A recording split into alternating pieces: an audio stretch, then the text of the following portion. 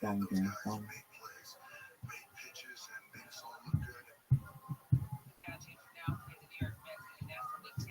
My cookie, my cookie.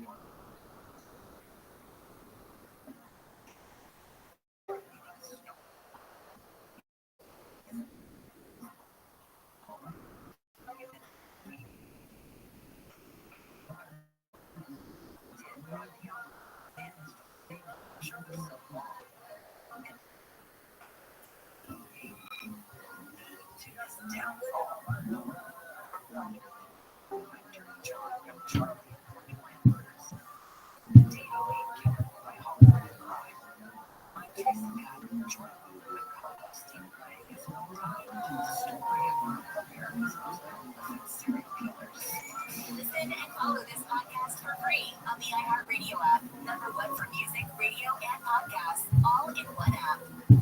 I definitely tune into KFI for news. If I turn on the radio, they're going to be talking about it. It's the go-to station for me. Yeah, but if you're good on the news, you won't. You can't just see everything on the Google News and TikTok, right? People just put together their podcasts nowadays. So this is a great way to get up to date news, be engaged in your community, to know what's happening locally. It's very unique and different. It's part of Southern California. And it's me through the KFI James.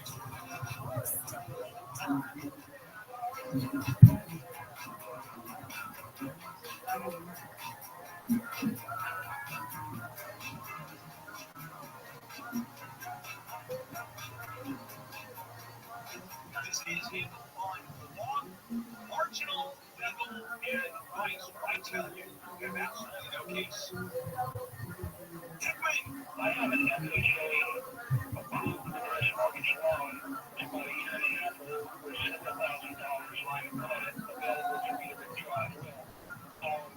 The HOA may not be able to make me a full certification, and I'm wondering if that affected my future withdrawals. I don't think so, because I think it would be grandfathered in. I can't imagine now all of a sudden whatever financial abilities you have to deal with that reverse mortgage, because there was certain certification doesn't exist anymore. I think you're okay. I don't think it'll. I have no idea if that's true or not. I just think that out. And one of the things that people do when they call in, please take into account that most of the time I make up the law. That's why I call it marginal legal advice. Jim. Hi, Jim. Welcome to Handle on the Law. Hi, Bill. I was in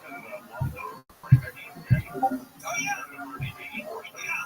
And I bought a home brand new just over 11 years ago. And my double pane windows are now starting to steam up because the seals are broken from all the fibering SpaceX. So I'm trying to find out who's liable. Okay, you're going to argue that is this who launches missiles? This is governmental missiles that are being launched or private? These are not.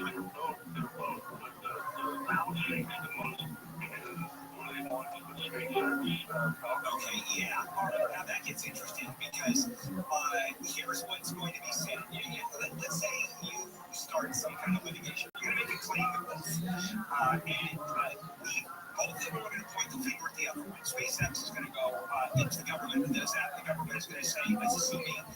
And when you start getting in with a government man, that's a joy in and of itself. They point to SpaceX. And so you have two defendants, quote, one of them being SpaceX, which of course has unlimited resources to find anything you ask, and then the other one is the United States government.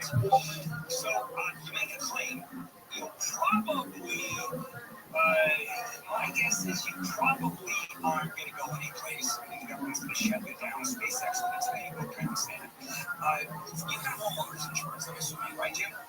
Yeah, that's where you want to go first. Oh, absolutely. You want to go first in here. If you can get the homeowners to pop up for that, you are absolutely free. Other than that, you would think that both the government and SpaceX, one or the other, would be liable. But man, what do you do? Small claims court against the U.S. government? That's not going to happen. And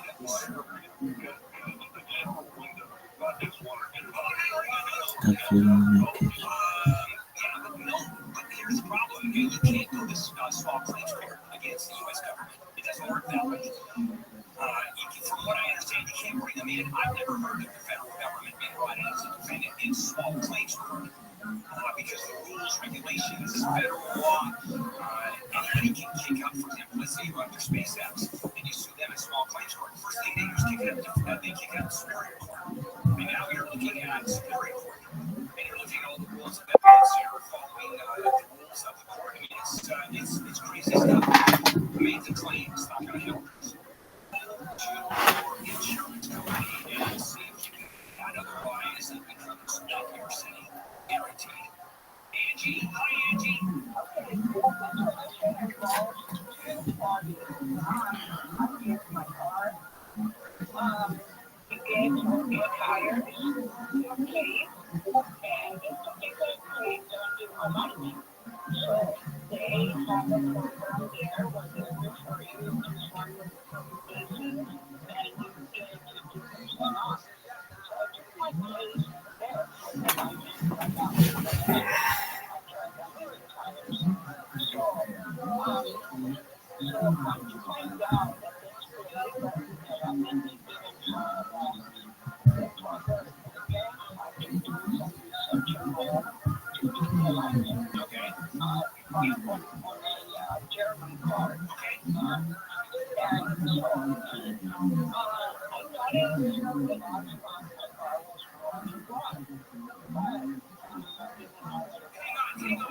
Hold on a second, Angie. When you said they didn't have the equipment to do the alignment, and yet you hired them to do the alignment, and they didn't tell you that, you didn't know. Okay, so they didn't tell you that they didn't have the appropriate equipment, and you didn't know they didn't have it. You just hired them to do the alignment, correct? Okay. Yeah, no, I understand. I understand. Yeah, I understand.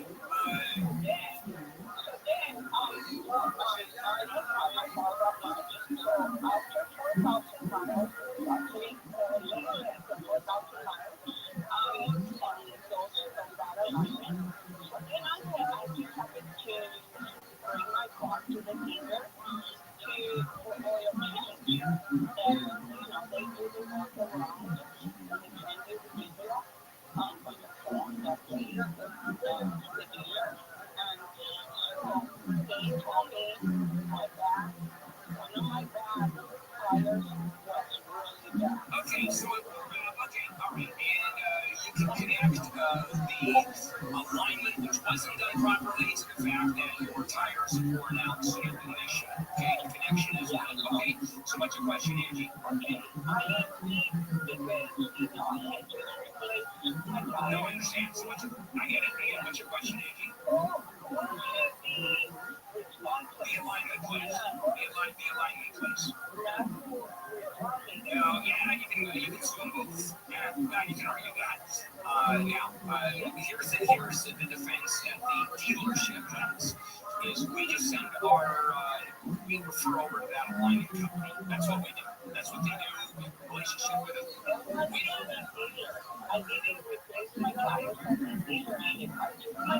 Okay, got it. And you went to, all right, so you went to just some place that does oil, correct? Okay, I understand. That's how you found out. So the original, hold on a second, Angie, I want to lose the interest here. You took it to a place to get tires. They referred you to, or you took it to a place to get tires. They referred you to an alignment place. Okay, and the alignment place screwed up, and they didn't have the proper equipment to do the alignment, and your wheels wore out soon. That's the bottom line, correct? And you're asking who is responsible. Starts with the alignment place. They have no business doing your alignment at all because they didn't have the proper equipment. Secondarily, where you bought your tires referred you to the alignment place, and the argument's going to be, hey, you know this is a German car, and you either knew or should have known the alignment place doesn't have the equipment to align this car. That's a little flaky. Okay, that's a little bit flaky. I mean, there's a causal thing there. The alignment place is absolutely responsible for the wear and tear. You go after them. Yes. You go to so whether you have some both at the same time, you can't do one at a time. So you both at the same time. You have two defendants. Yeah, you have two defendants. No, I understand. All right, thank you. This is Handle on the Law. Contact Ray Ladd with the Campaign 24-hour newsroom. A Riverside man who prosecutors had ran a vibrant smuggling ring has been sentenced to 10 years in federal prison. The Texas man pursued 3 women for allegedly helping his ex-wife obtain abortion pills had dropped his claims. And the aviation giant Boeing said it will cut 10% of its workforce, roughly 17,000 jobs, because the company lost its manufacturing disruptions back within machinist strike that is introduced this week. We'll check your drive here with Lex next.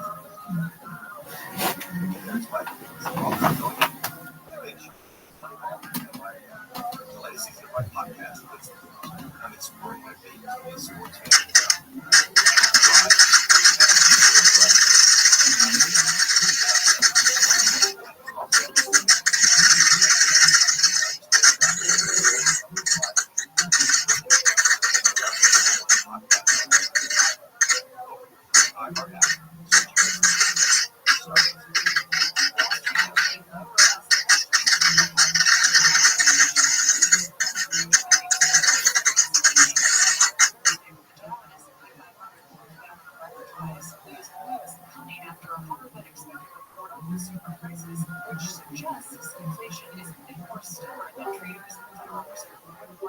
Elon Musk unveils Tesla's much-anticipated robo-taxi, which he calls a super cab, at an event last night.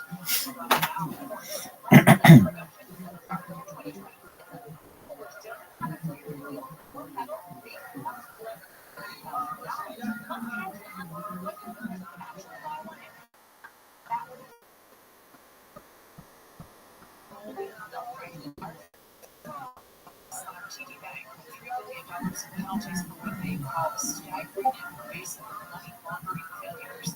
Janet Trujillo has that story. It linked the New Jersey-based bank enabled international drug traffickers to launder more than $670 million through the institution. Attorney General Barry Rothschild says TD Bank had inadequate controls in place to be able to detect money laundering. Needed in the process, with employees accepting bribes and joking them. Bank officials pleaded guilty to multiple felonies in federal court on Thursday.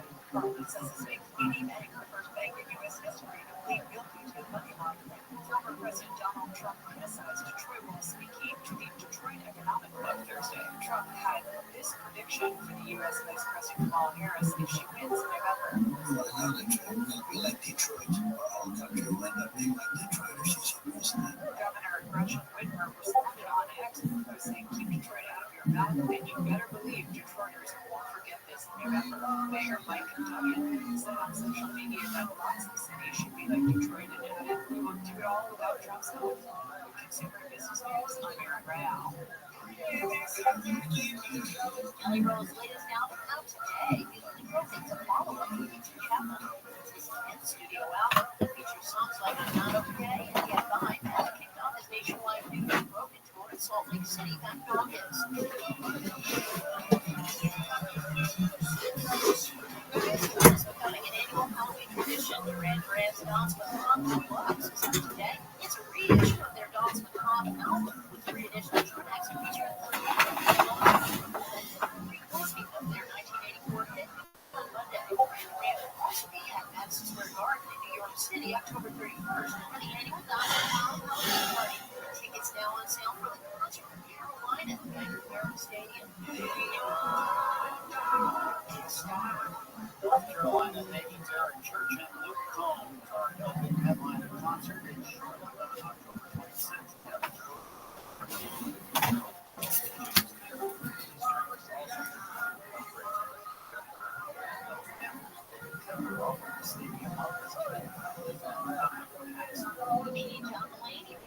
Netflix Republic talk show. The streaming service revealing this week Netflix is making a live variety talk show with former Saturday Night Live star. The weekly show expected to premiere early next year. This comes after Mulaney hosted the live series Everybody's in LA, centered around the Netflix's Joe Fest.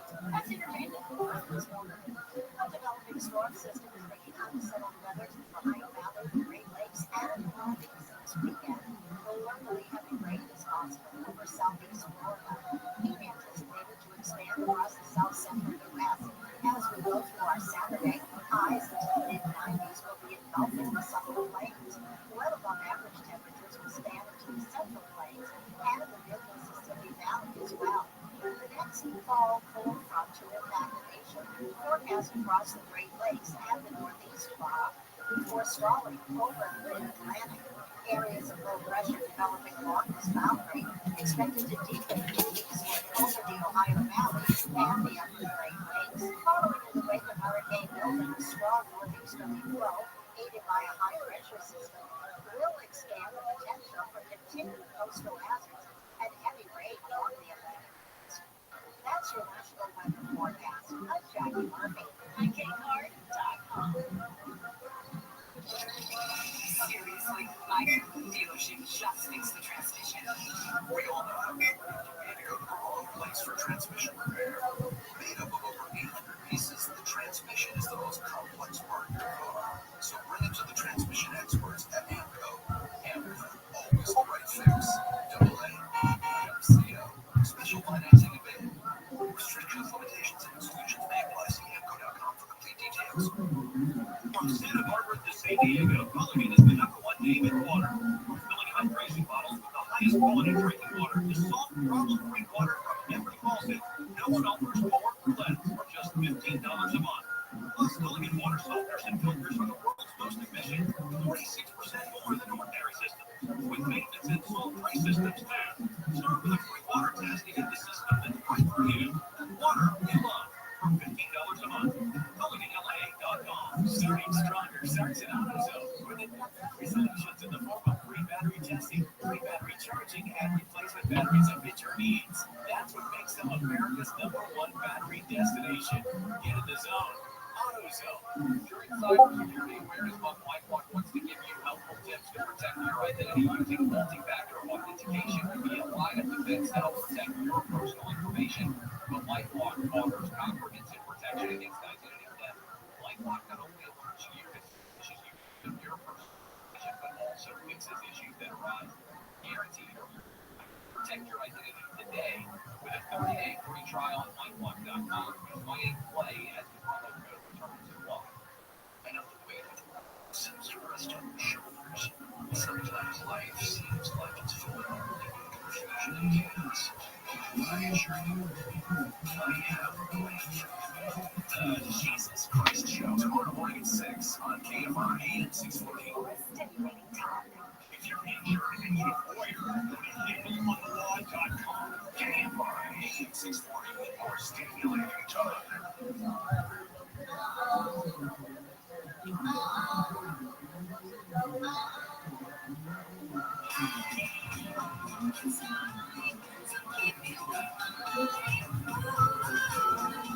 Welcome back to Handle on the Law, Marginal Legal Advice.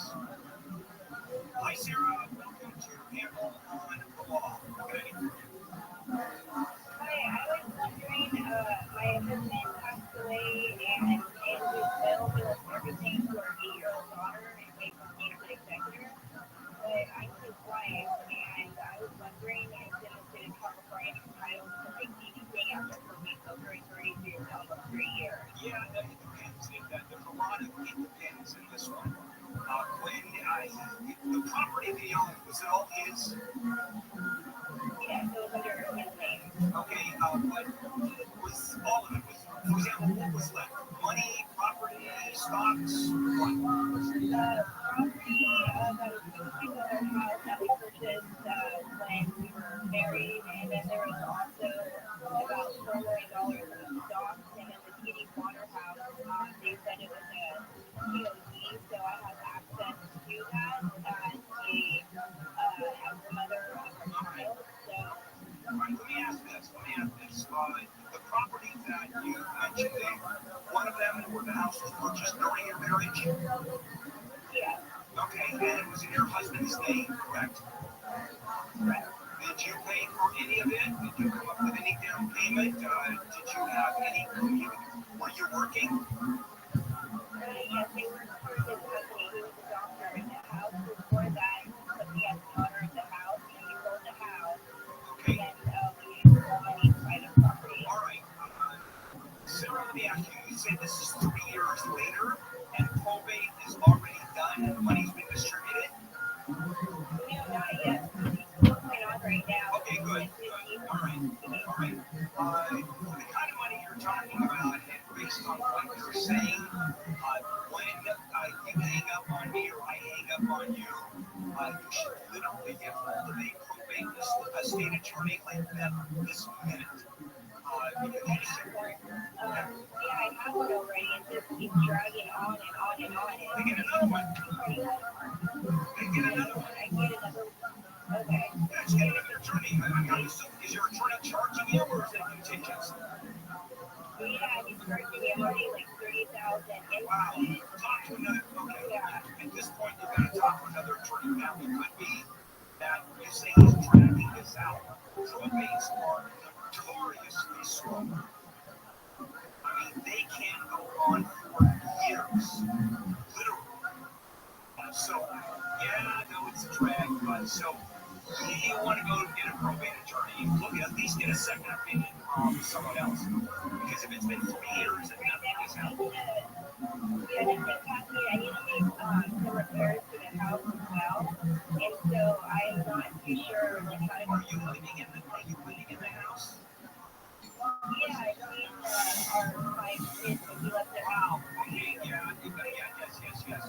Please talk to a probate estate lawyer because there's something really hinky about this. That was really weird. Yeah, 5 kids, and it's me, and I do repairs, and the state would pay for that. There's something going on, which doesn't make a lot of sense.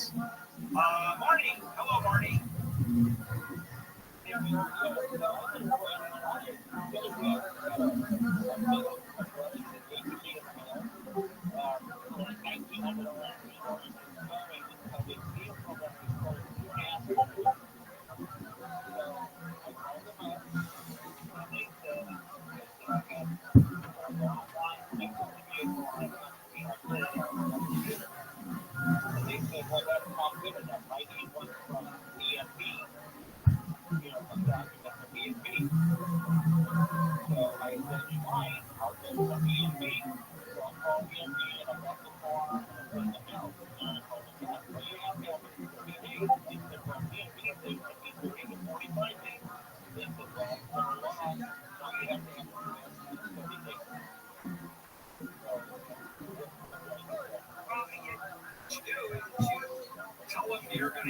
within 45 days because that's as long as DMV takes DMV. Now, it turns out, what do they plan on doing? Just throwing you collections and doing what with that? Well, I didn't make that date. I just said I'm working on. Okay, but what are they afraid? Okay, you have to have it within 30 days. Was there a what after that?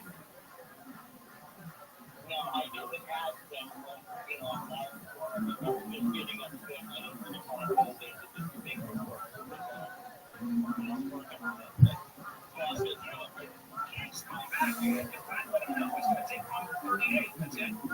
Here's my application with the DMV. Here we go. And I'm doing everything. And what can they do? All they can do is file a lawsuit.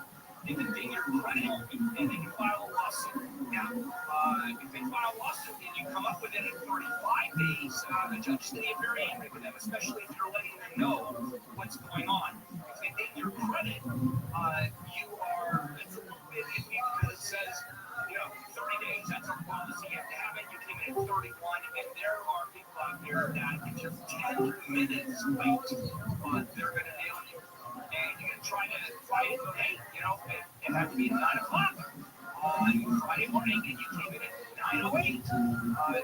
But we'll see what kind of jerks they are. But you have to find out what they want. Just I call back, go or what. It's going to take 30, 45 days. I think you're going to be okay. Okay, I just said, yeah, Okay, just wait. Just let it do. We'll see what they do. But all right, let me tell you about your background. Man, you have so let me suggest a way out of it. Sell those minty outlets. Tiny little capsules that you swallow. First of all, the mint coated mint, suck on the mint. Then they're gone. Mint is gone. Then you swallow it right in. Parsley seed oil. The capsules go over inside the gut. And other mints don't do that. And that works on bad breath. And if you have try them out, that can also just make you feel good. There's nothing like when you brush your teeth and you get that fresh feeling when you do the rounds, facilities, minty outlets. These things really work. Let me suggest you get a hold of Zeldins. Zeldins.com, CELMINS.com, 15% off when you use the code HANDLE at checkout and take advantage of the 15%. Zeldins.com. This is Handle on the Wall. Perfect for inky, indecisive lines, unifies cooling, info gel, quickly release, and and it's a minty fresh scent. KLST HD2. Los Angeles County. Live everywhere on the internet. 10 years for smuggling migrants. I'm Jackie Ray Live with Campfire 24-hour newsroom. A man from Riverside, prosecutors say ran a migrant smuggling ring that hired drivers to lead police on high-speed chases, has been sentenced to 10 years in federal prison. The man admitted to overseeing the smuggling of more than 100 undocumented migrants into the U.S. Those migrants were charged $10,000 per person to be brought into the country. The U.S. Attorney's Office says he employed guides to lead migrants into the U.S. on foot and drivers to take them to stash houses. Those drivers were told to take off if Border Patrol officers tried to pull them over. An accountant who worked for the now disgraced attorney Tom Girardi is admitting to embezzling money from clients. Alex Nelson, the former longtime head of accounting at Girardi's law firm, pleaded guilty to enabling the investment of tens of millions of dollars. Christopher Cabot was arrested in the Bahamas in 2022 and is now pleading guilty to 2 counts of wire fraud. In August, Girardi was convicted of stealing settlement money from his client. Solemn preparations have been held for Yom Kippur, the holiest day on the Jewish calendar. In central Tel Aviv, hundreds of people gathered in Washington Square last night to pray for those kidnapped during the October 7th attack. For me, personally, I lost my cousin, Isian Carmen, a beautiful cousin, was kidnapped and taken hostage. Admin is the cousin of a hostage who was killed in captivity. Cleanup and recovery is continuing across Florida from both hurricanes Helene and Milton. St. Petersburg hotspot he says Hurricane Milton caused a tree to crash through the roof of the family home. I think all of us have been in this area for 30 years. It's easily the most powerful storm that we've been through. It's very terrible. He says Milton was unlike anything he and his wife have ever experienced.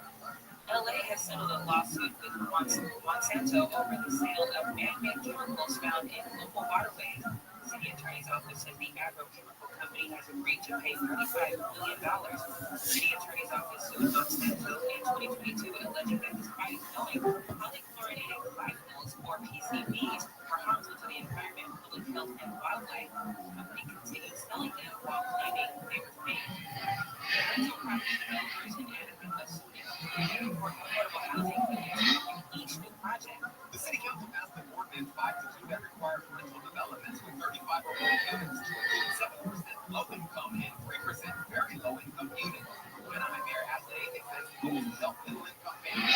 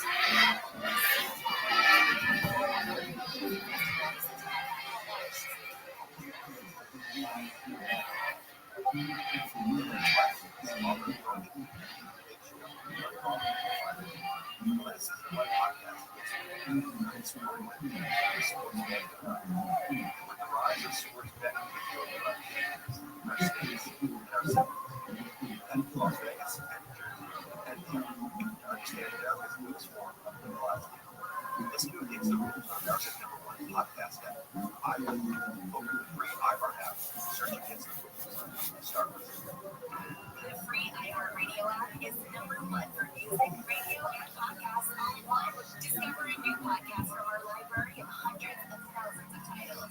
Here's an iHeartRadio podcast preview.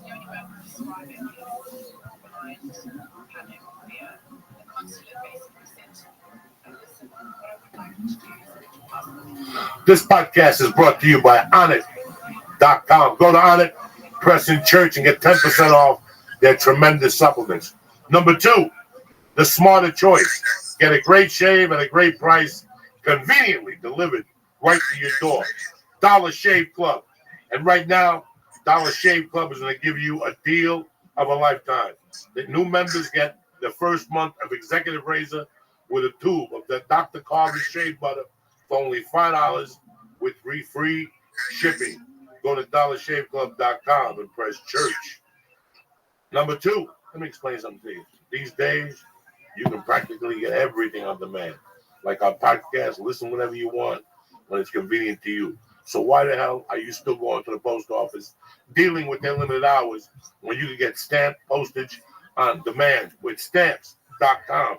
Right now, today, use my name, Joey, for a 4-week trial that includes postage and a digital scale.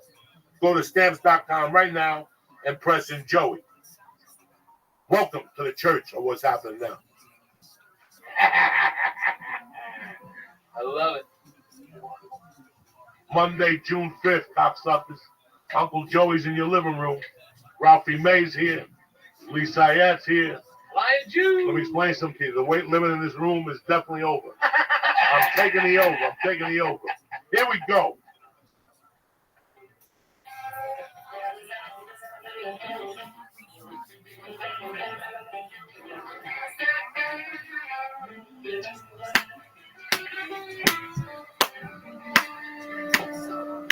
Oh shit. Here it is. This is Joe Perry with the good fucking heroin.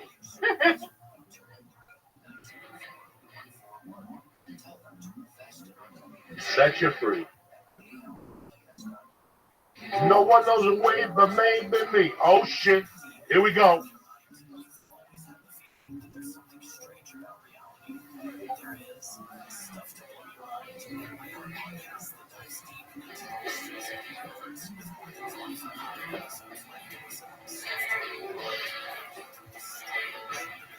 Good morning, glory. Here we go. Living like a king. In a rock and roll band.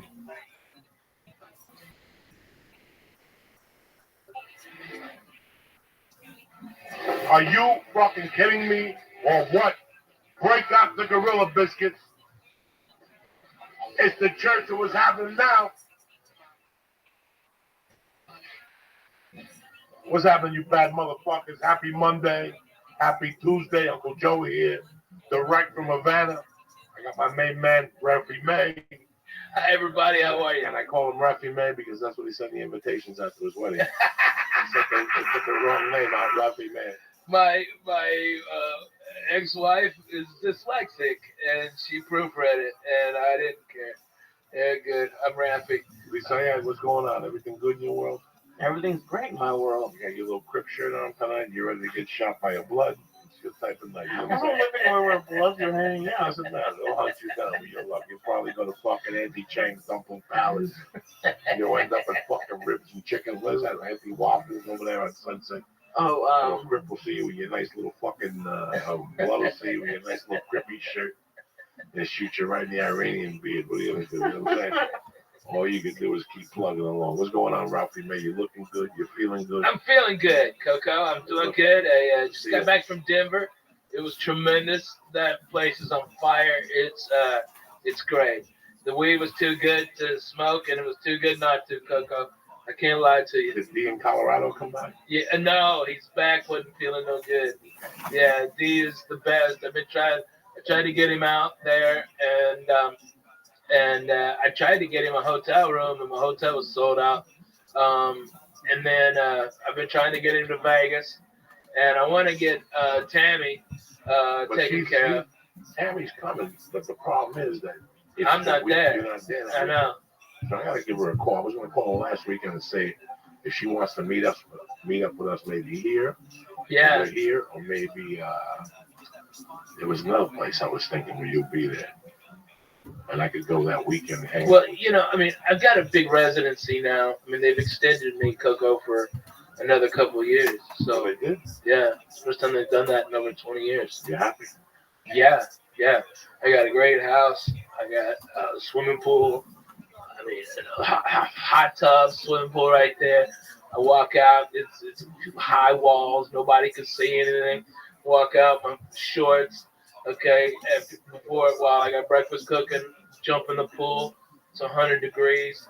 Feel like a champion. Go in, eat breakfast. Have some coffee. Wake up and get motivated instead of being all bummed out and depressed and laying up in the bed all day. It's like, I'm right now it's half and half.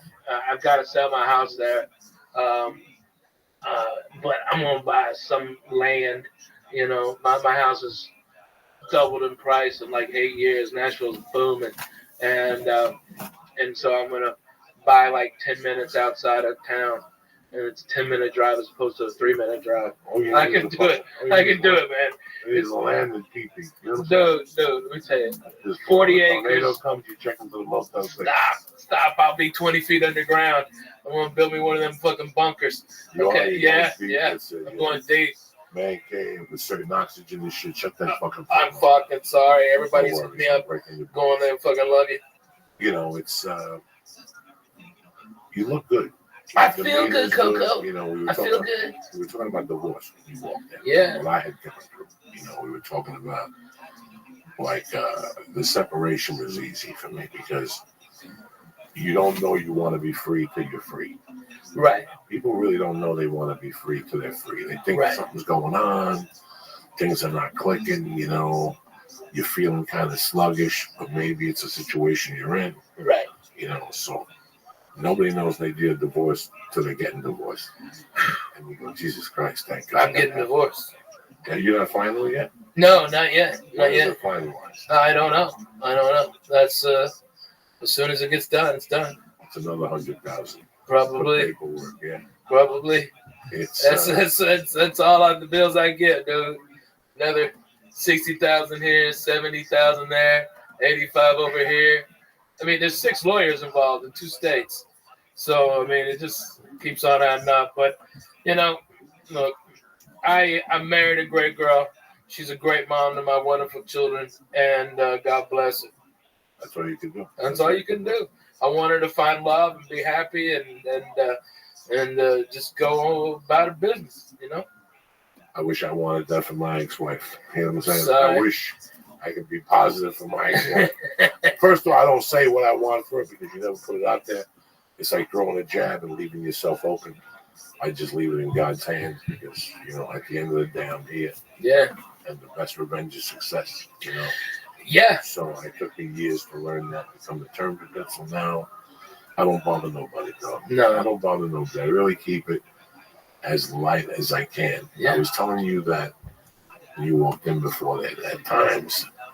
Listen, man, I had a really there's 2 ways to say it, Rafi, man, and no way is the truth. I can tell you I had a really shitty childhood, but I can tell you I also had a lot of fun in my childhood. Right. I couldn't imagine if my mother would have stayed alive, but then she would also found that I got left back when I was a dumb fuck. So God knows where the fuck that would have taken it. But at the same time, you know, I had these people around me that at the time I thought I had superpowers because whatever pain I was going through, they made me forget. Like, either we went to Rudy's or we went to Chan's or we smoked a joint or we did a lot of criminal stupid shit, you know? Yeah. And it seems like I've been away from that for 30 fucking years. Like this month, it's 30. Lee, sometimes you sit there and go, oh my God, I have to do that. Lee, this month is 35 years. Because I think we should be Since I friends. graduated high school. Yeah. 35 years. You want to be The only my day I friend? got high and then was getting anxiety Yes. when I thought about Why do you those want to be dates. I my had to do the friend? math on paper. Why? That's how fucking blown I away want I to be was. friends. I'm like, I have to do the Why math all on people paper friends up here? because You this know why? cannot be 35 fucking years. Listen, What you're trying to tell me is that go 35 years friends with ago that I baby graduated high school. That's what you're trying to fucking tell me. You know what's fucking. You know what's fucked up. You know, you just said you got left back. What are you doing? Look, they kicked me out of school. I didn't even get to graduate. I guess. So like, You didn't graduate on stage either? no. What And a fucking embarrassment that is. and my classes had reunions, and they don't invite me. I said maybe. I'm the only one from Clarksville, Arkansas that's I spent it I all don't know. thinking, been on TV, got 9 specials, I got Netflix, I literally stand-up told you were really in comedy. DC when I was a Hey, kid. we're not gonna have it. Your car. It's so crazy. What are you talking about? You were in DC You know, the other a day couple when I years was ago, going over In this. So I had to 2010, Yeah, the class 2010 wanted me to come and Yeah, give what's going on? the graduation You're pissing me speech, and the fucking school. So I canceled a week of work. All right, I get a nice suit I don't know. made for me. All right, I got my car shined up. I'm ready to go back like a doctor and be nice. And 2 days before, they had one of my old buddies call me up and go, "Nah, an insurance guy's gonna talk." All right, the kids wanted me and they invited me and I accepted, and so it's like that whole thing cost me like $60,000 to be called a motherfucker. It's just like, why wouldn't y'all let me be there? I don't know. God bless them. Maybe somebody in Clarksville, Arkansas is a fan of this. I got my buddy, Dirty Sanchez. He's Nicky is right there running a barbecue place with this Peckerwood white guy, hillbilly or pillbilly. So how long did you get thrown out of school? I got When were you thrown out of supposed to school graduate high school? 1990. So Yeah, 27 years. 27 fucking. I know. So how long have you My been girlfriend's in high 25. How long have you been out of school, Lee? It's gonna be 10 years. Fuck this month. So yeah, I'm having the reunion. I think it's Thanksgiving week, which is weird. I don't keep in touch with anybody. One guy. Where are you from, Lee? Right outside of Boston. Oh, okay. Like North Andover? Sudbury. It's near, Oh, I know where Sudbury is. Oh yeah. Yeah, there used to be a Chinese food place there that had comedy. Yeah. No, they had comedy in Sudbury? Yeah. I think they had comedy in Worcester. No, Worcester had it, and then there's Kowloon's. Yeah, that's on Route 1. Yeah, it's on Route 1. And then Sudbury had a Chinese place that I did comedy at one time. It was owned by Nick's. So I did that. Was it Lotus Blossom? Because that's like the only good Chinese place there. I think so. Holy shit, that's crazy. Yeah, I never. So I've been in your hometown. Yeah, it's I drove through because you always talk about that, Joe, about like seeing where you were. And one of the last times I went to go see my mom, I wanted to go alone. She ended up driving me through the town. We just drove past my old house, and it was weird. It was kids I babysat are juniors in college and about to go to college now. And you can't go home. It's different. Yeah, it's terrible. Just 35 fucking years ago. Are you a different man than you were then? Without a doubt. First of all, I'm a man comedy, now. Right? You were already doing comedy. Yeah. Right? Yeah. In high school, you were already doing stand-up. Yeah. Wow. See, that's completely, I didn't know dick. At 18, 19, I had no fucking idea. I told you why, right? Yeah, you on the Tech Kennison thing? Well, no. Before the part that made me want to be a comedian and not go to college or give a shit about high school, because I was going to college and high school at the same time, was I performed at a Shakey's Pizza, and I won like $50, and the whole table got a tab, okay, and they were drinking pitchers of beers, okay, and slipping me one. All right, mostly I was fucked up on big red Cokes, okay, and shit weed, all right, and I got a fucking, I was in my 79 Oldsmobile Cutlass Supreme, okay, burgundy on burgundy, baby, okay, and I was walking out there, and this kind of ugly chick came over and we started talking, and then made out, and she blew me by the fucking dumpster behind Shakey's Pizza on Highway 71 in Fayetteville, Arkansas. And I said, fuck school. Fuck it all. I want to be a comedian. I just did 5 minutes that I've never done before. All right? And made people laugh. I got free pizza. I got fucking $50 and an ugly girl sucked my dick. I'm in. I'm all in. But the difference between then and now is I was a kid then. I was a kid because, all my friends were much older, so they always talked to me as a kid because I was the youngest person doing stand-up in Houston, and I was the kid. I had no peers, nobody my age at my level of stand-up, and I was pushed around and protected and everything until I got so mad I almost killed some of those old fucks in Houston. They don't know how close they came. I had a pistol and I was out of my fucking mind, okay? I was fucked up on codeine syrup and I was ready to fucking kill somebody, okay? I'm serious. And I moved out here after the Latino Laugh Fest, Joey Medina, and I met you. And being out here was a chance to remake myself in the image I wanted to be. And it was harder than what it was in Houston to survive. Everything's more expensive. And that really, from 98 till when my father passed, was me becoming a man. And the last straw was my father passing. I don't think you're a man until you don't know you're a man until your father passes away and you're no longer a son. You don't have a dad. That's the point where you go, this shit is way the fuck real, okay? And I've got to get my shit together and, have responsibilities. And that's the whole thing. That's the difference. But yeah, so when you ask me, if was I the same man as I was then, I say I wasn't a man. You know, had I fucking commented somebody? Yes. Had I had my dicks up? Yes. Was I 18? Yes. Could I vote? Yes. Was I a dumb fuck? Way yes. Was I naive and stupid to the ways of the world? Yes. Yes. Without a doubt. And it took me a long time to get motherfucked to learn that lesson. At 19, I had the mind of a child, but the essence of a man. I had a, it's so weird. Like I had to write this thing. I read this book, and they want you to write like your negative, positive stuff.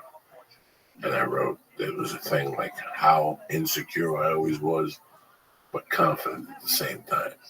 Yeah. I remember going into the city with friends of mine and going, when you walk across the street after you cop, you have to see your body language. You fit right into New York City.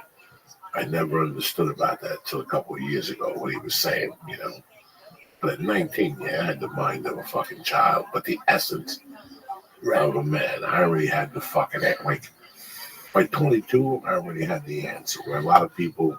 Now, your 22 is a lot different than today's 22. I mean, not for nothing. It's like your 22, with the way you had to come up, losing your mom and your stepdad and all the shit you went through, you were forced way before. One of the biggest parts about being a man is realizing you got balls for a fucking reason. You gotta live, you gotta survive, you gotta fucking work. Nothing is free. You gotta fucking have it to make it happen. And you had to do that. You had to fucking live. And so you lived with the cop, okay? You lived with, your other friends. And you go drink in the hash ways. You go down and get you a Yoo-hoo and a roast beef sandwich with mayo and white, okay? And you go, Cheeto and a little rice pudding. You were raised by a lot of people, dude. But you had your roots. You go around where you are, and you had to survive. And you weren't given a choice. Today's kids, they ride bikes with helmets, and kids go to school. They got $100,000 in college loans. They got a liberal arts degree, and they're living at their mama's house. That was not you. You had no backup plan. No, there was no. No, there was no backup plan. I wanted a backup plan. I wanted to go. Who doesn't? I wanted to go to school. I wanted to have a car like everybody else. Yeah. I wanted to have nice clothes, but there was no backup plan. And you know what? How some people, I always say this, how some people join a cult, or some people join Scientology, or some people join Bikram yoga. I took the low, what do you call it? Low hanging fruit. And I became a criminal because that's what I was not raised to be, but groomed. Yeah. I was groomed. I had been shown that as a kid. I had been shown a lot of avenues, and I knew how easy it was. Yeah. I had been doing it, I can't believe that the summer that I turned 16, I hit the number. I hit the number for $2,500 on my birthday, guys. That's strong. Did you ever know that, Ralphie? I don't think I did. It was a 2-foot blizzard in Jersey. Holy shit. And what I wanted for my 16th birthday was, I started the day at a karate tournament. Yeah. All right. And the deal was I was going to get first place in fighting and first place in form. And then I was quitting martial arts. I couldn't take it no more. It was too hard for me to go uptown and play basketball and have a girlfriend and talk to friends. And then in the middle of all this, I got to take a bus to Union City and walk a mile and do karate till 8 o'clock at night, 10 o'clock at night with men. There was just, the schedule was too packed. And besides, those guys didn't get high. Then it was the rock music. I loved them. I loved geeking out with them on the weekends. So that Sunday, I started in a competition like in fucking Newark. They were going to cancel it. And they shoveled the roads. And I got to go to the competition. I got disqualified. But before I was leaving, no, I'm lying to you. I came back from the competition about 1:30. And North Bergen kids are like, what are we going to do? And I go, let's go to the movies. Let's go to Jersey City for the movies. Let's take the number 1 bus and go to Jersey City. So as I was leaving, my mother was drinking with the bookie and his wife and his brother and the cousin and the people across the street.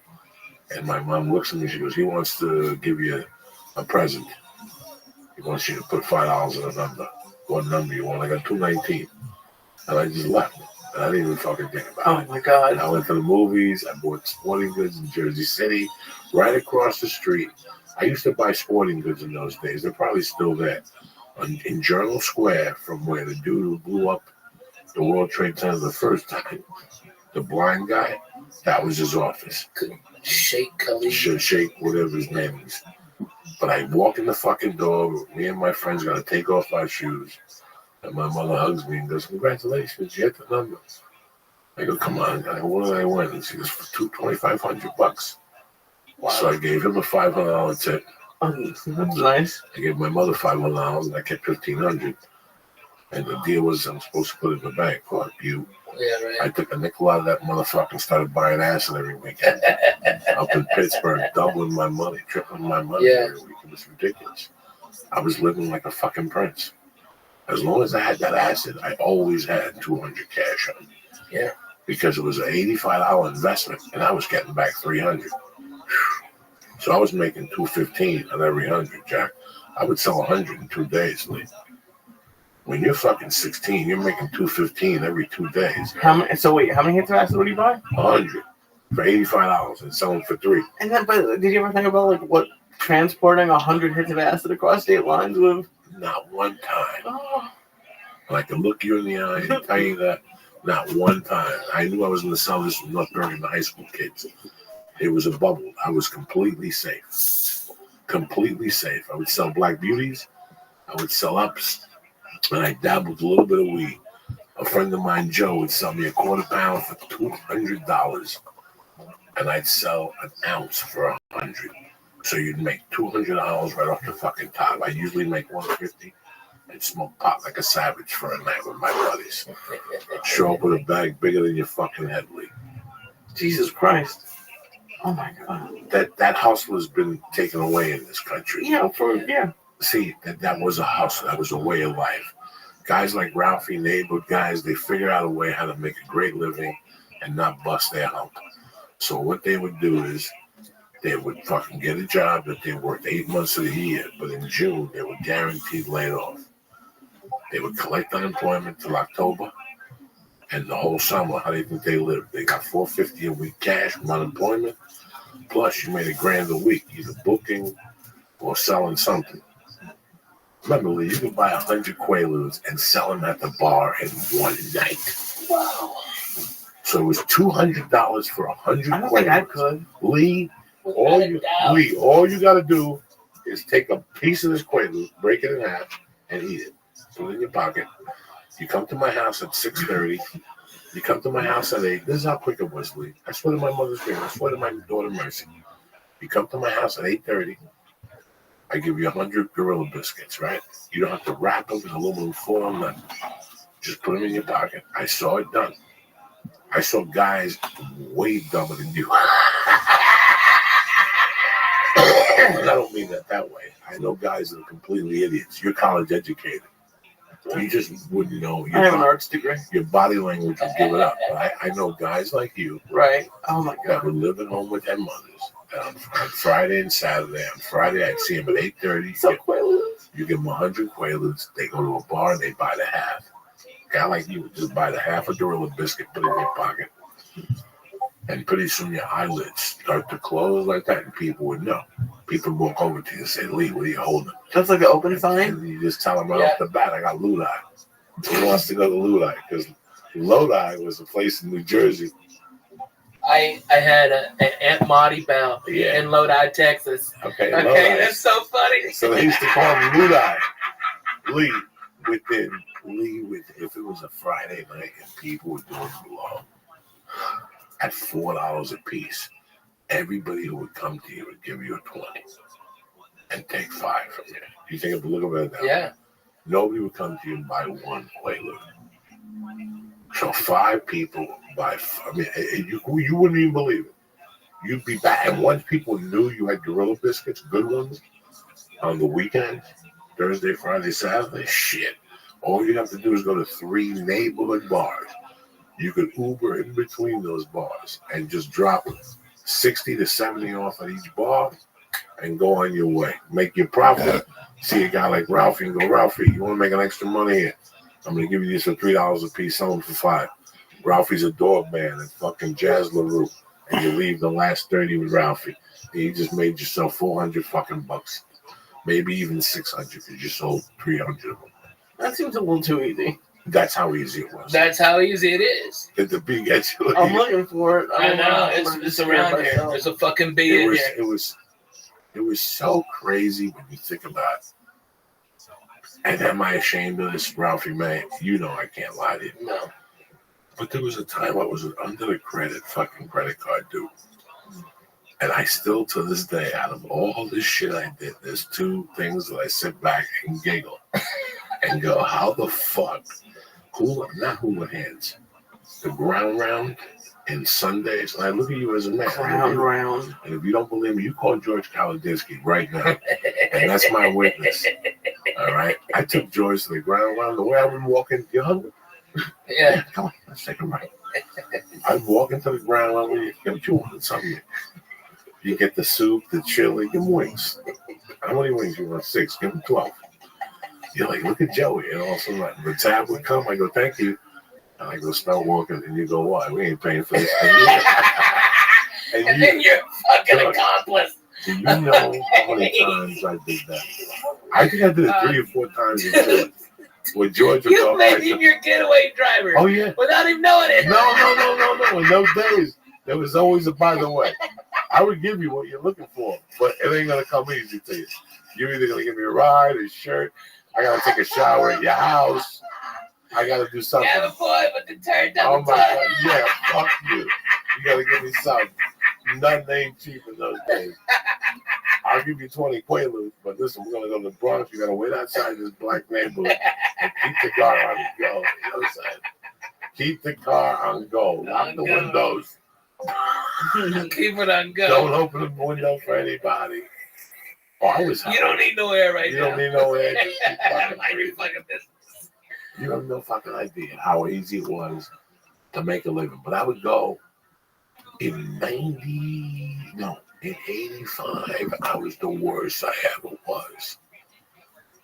The worst I ever was. Was cocaine? Or? No. In 85, I was clean. I was spotless. I was just smoking weed like a motherfucker. And I went on a 6-month tear in the New York City, northern New Jersey area that till this day they're scratching their heads. I would dress up in a suit and go into the office building and take purses and cash registers and shit. It was fucking envelopes and nothing in it. I throw it away. God damn it. I would go to Safeway and steal vitamins and stuff and tampons and what's the itch when you vaginal? What's that stuff you get? Gardasil? Vagisil. I steal it in Jersey from Fort Lee and I'm walking over the bridge to Spanish Harlem where they pay you top dollar for that shit. I was a walking scam. It was like, it didn't stop. Razors. The number one thing I did was I got 3 credit cards in my wallet that were expired. One was hot and expired.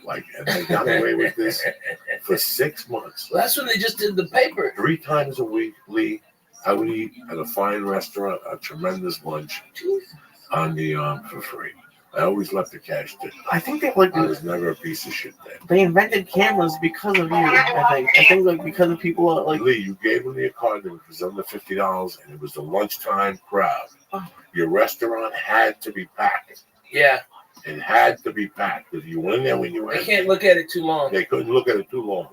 They would have to take when they had 3 of them for lunch. You would go to a restaurant. They had 3 things. In those days, they didn't call Lee. If it was under $50, 28, 32, they didn't call. They just went like this, ching, ching. You signed, and they gave you the card back. Did you look at the names and only get a male who not a black dude? He was Olivia for a week. No. Listen, I became whatever name you gave me. Olivia Ruiz. Whether it was Mohammed, Ching Sao Ho. I was a Chinese guy for about 2 months. When I lived in San Francisco, dog, I was a Chinese guy for at least 2 or 3 months. Because I used to go to that fucking Japantown up in San Francisco, and they were the only people that would take traveler's checks without a credit card, without a license. They weren't on the move. Well, yeah, The Yakuza, they how do were you in on even sign up for that credit card, dude? You can't. You have no idea, man. That's how it was, You man. gotta talk to the people like you own the joint. Let me get that watch. Let me try it on. All right, let me get this one. What else you got? Let me get that one too. Boom. What's your name? Sam. What's happening, Sam? Everything all right? I made your day today. You're gonna make a nice commission. You take Visa, credit card, American Express, Diners Club. What do you take? Yeah. And here I'm holding a Visa. Yeah, but You know what I'm saying? I'm holding a Visa, but I'm throwing different options at you. I got Discover. I got Amex. What do you want? I got a silver I've card. seen you do that. No, dog. You got to walk in there like you own the fucking place, Lee. And the guy would be smiling, having a great time. You give him the card. He thank you for coming. Thank you for coming, Mr. Kim. Thank you. Yes, indeed. They're not going to argue with you. Every once in a while, they ask you for a license. Yeah. 1 out of 10 times, you got to ask for a license. Then you got to run out and you lost the credit card. The credit card was hotter than hot. Remember, in those days, it wasn't what it is now. If I stole a credit card in LA and I sent it to you overnight mail in Jersey, you had 2 days to go bananas because it would only break down in zones. Right. So it would break down in the West Coast zone, the mountain, whatever. If you did it on Central. Friday, you had till Tuesday. You had till Tuesday. Oh, Lee, there was 1,000 scams. Remember, in those days, I would say to you, Lee, give me a nickel. I'm going to give you back $5.50. I got to do that. Watch me. I go buy $500 worth of traveler's checks, and we get you fucking 30 cents on the dollar, whatever, and then we bang your T-shirts. You have no idea, Lee. You have no fucking idea. I can make your day. I can say to you, Lee, you need a VCR? Yeah. Give me $100 because I'm using traveler's checks. It would cost me nothing. The traveler's checks would cost me nothing. Okay. 30 cents on the dollar, maybe a favor. Like in those days, the Cubans used to get a ton of traveler's checks, but they couldn't use it because they didn't speak English. So I was the only motherfucker that outlawed. So they tell me what they want up in Japantown, and I get up to them and charge them a vig for doing it for them. I go 50% on them. And what were they going to do? They couldn't use them themselves. They couldn't even speak the fucking language. Oh my god. Fucking crazy. This is the shit that keeps me up. How do you come up with this stuff as like just on the fly? This is your, Make these like you're running an empire. You're out there. You're a one-man army on a daily basis. You wake up in the morning, you go to a Charlie's, you order breakfast, and you put it on a tab, and you tell them you're going to be back by 5. And let me tell you something. You want to know about pressure? When you put breakfast on the fucking tab, and you got to come back by 5 with $10. So I got to make time. I'm already minus 10. It's 9 a.m. I got to put this fucking day together here. I got to do a half ram tonight. It's ladies' night at fucking Apollo. I got to come up with a new shirt. I got to go to fucking Walmart. In those days, there was no Walmart. Strawberry daiquiris. Yeah, I got to come up with a yardstick for that. Somebody's getting robbed today. What a fucking nightmare. You have no idea, Lee. You have no fucking idea. I'm very happy that whole shit. Today I was talking to Larry, and we were talking about something. We were talking about businesses. And he goes, what if you just took the whole business and moved it to Vegas? And I go, this place up there. That 12 borrowing from Peter to pay Paul. Eventually, they're going to nail you on something.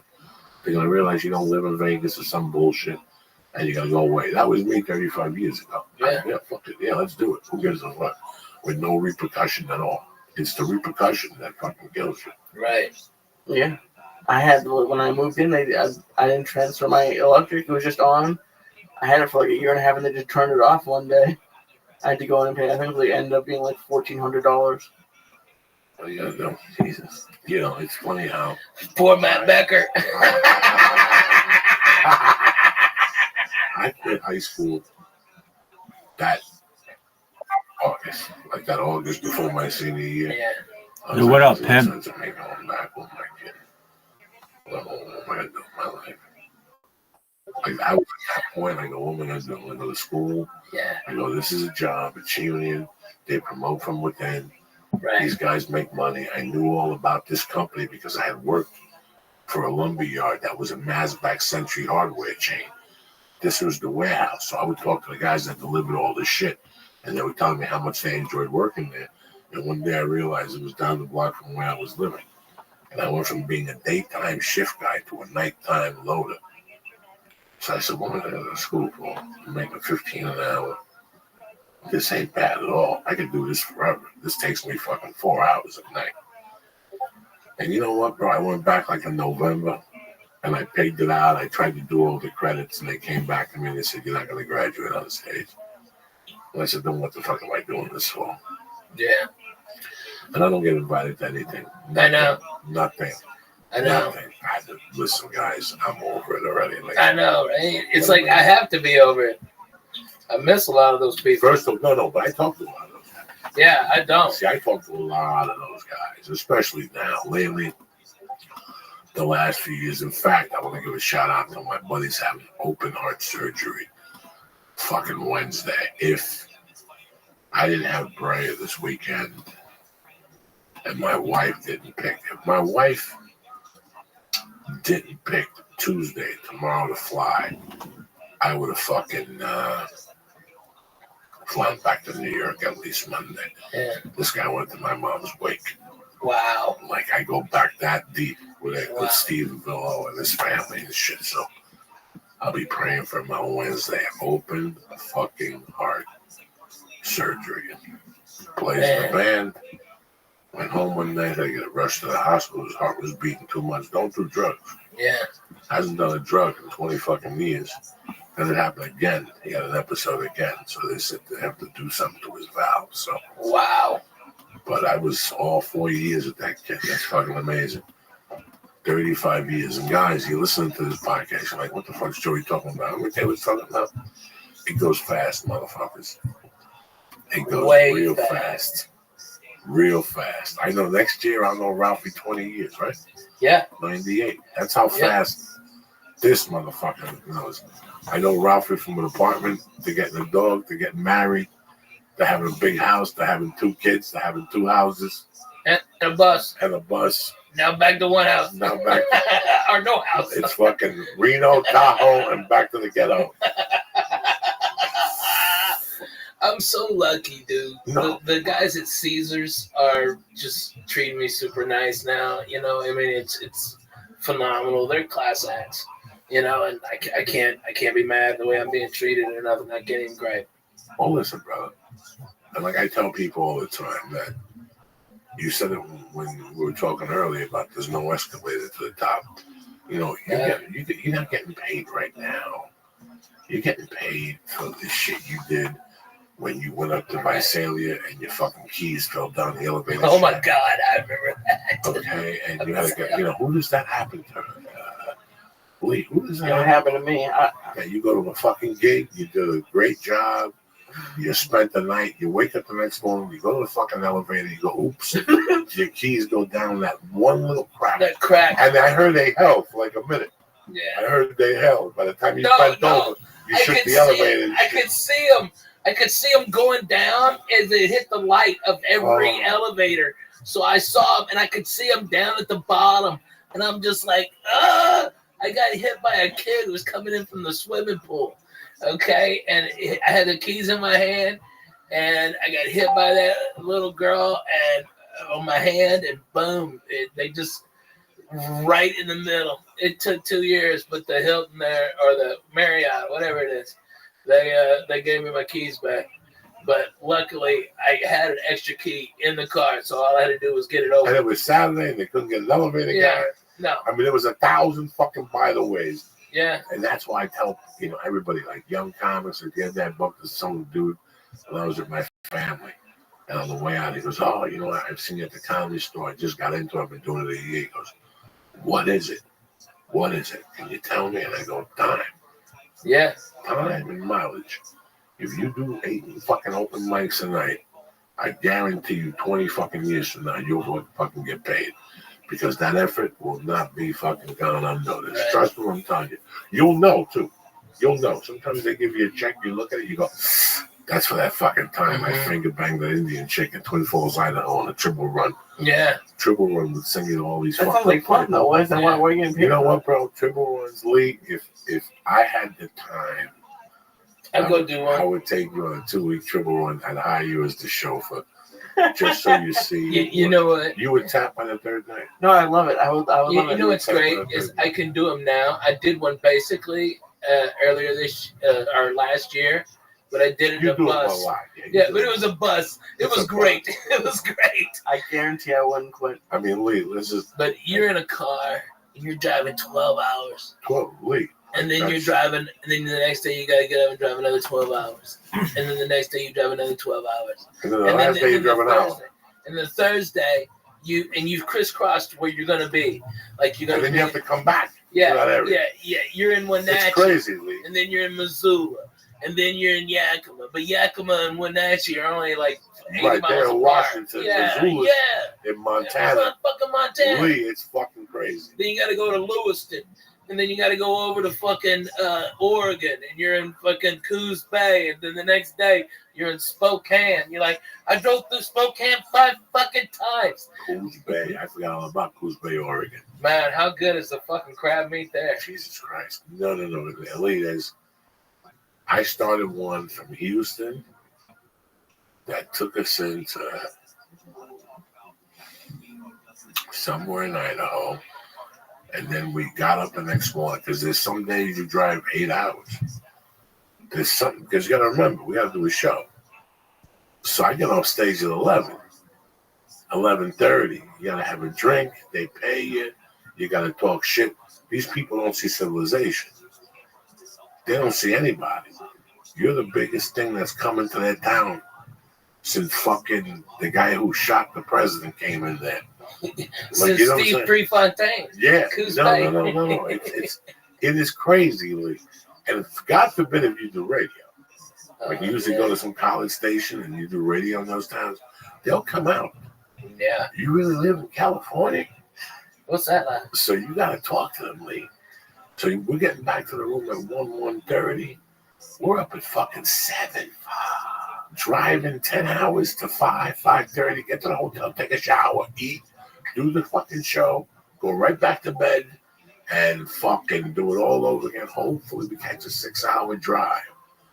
But Friday, you catch like a 10. And then if you're lucky, it's the same place, maybe an hour. But don't bet on it. Some nights you got to fucking drive all night. Yeah, because you got to beat snow. You got to beat the snow. You got to beat the fucking snow. And now you got to drive back all Saturday night after you've done all that driving. How did you do it, Joey, without the GPS? Like, can you read a map?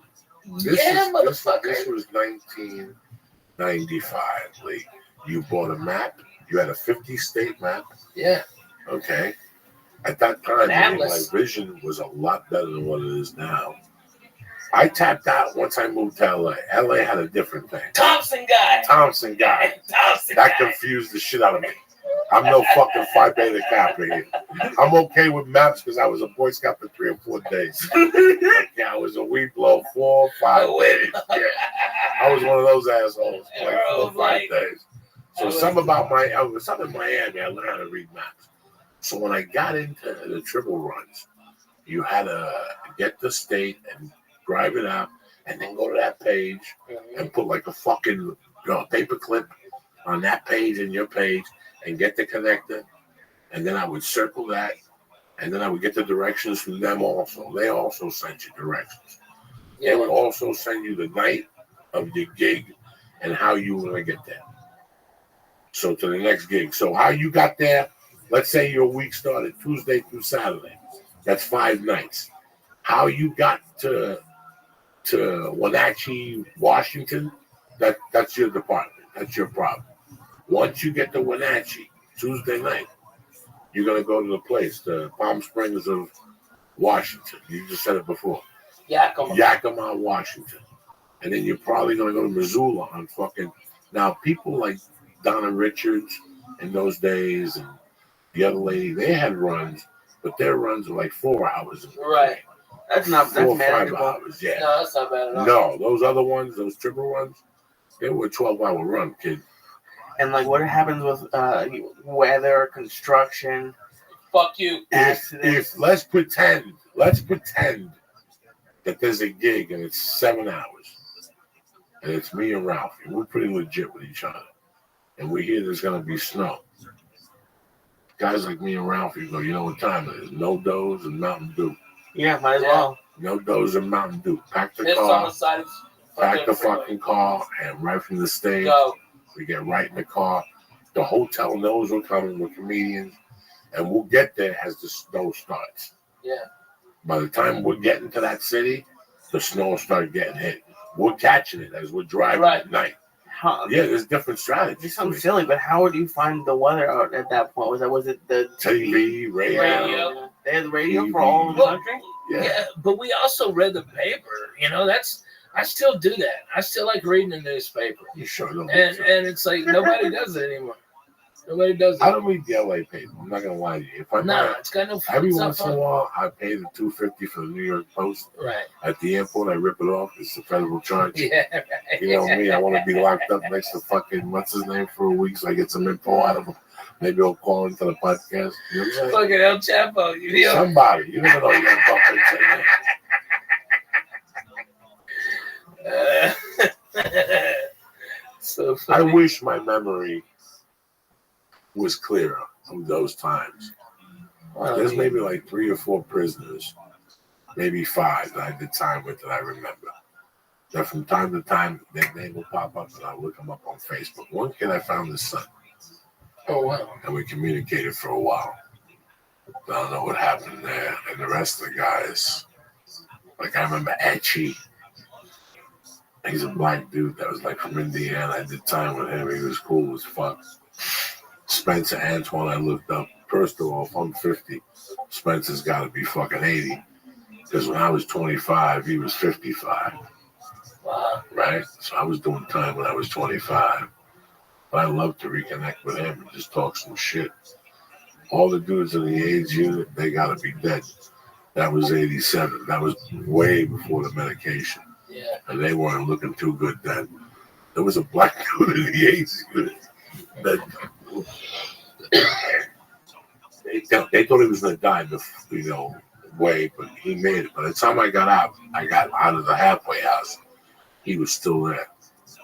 When I worked with Katie Siegel on Superior Donuts, I felt like pulling her over and going, you don't understand how many times I watched you in the AIDS unit.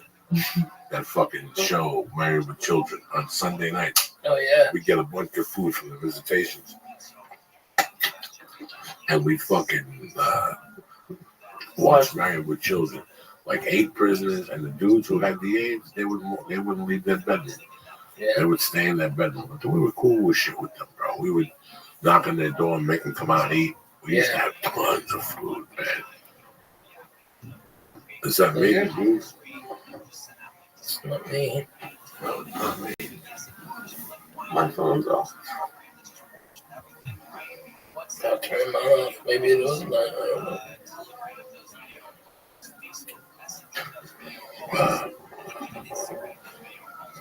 No, it's kind of weird, the characters I met when I was locked up. Yeah, right. Man. It's kind of, even when I was in rehab, I went to this Puerto Rican rehab in Boulder, like it was such a scam. Dude, you should have gone to my rehab. No, Man, my rehab was nice, dog. no, this was Nice. Listen, this one you paid them the money and they just winked at you. Oh, no. They were like, listen, No, you know this what's one going on. had Listen, you chanting. You can stay here for 22 years, ain't nothing gonna change. Right?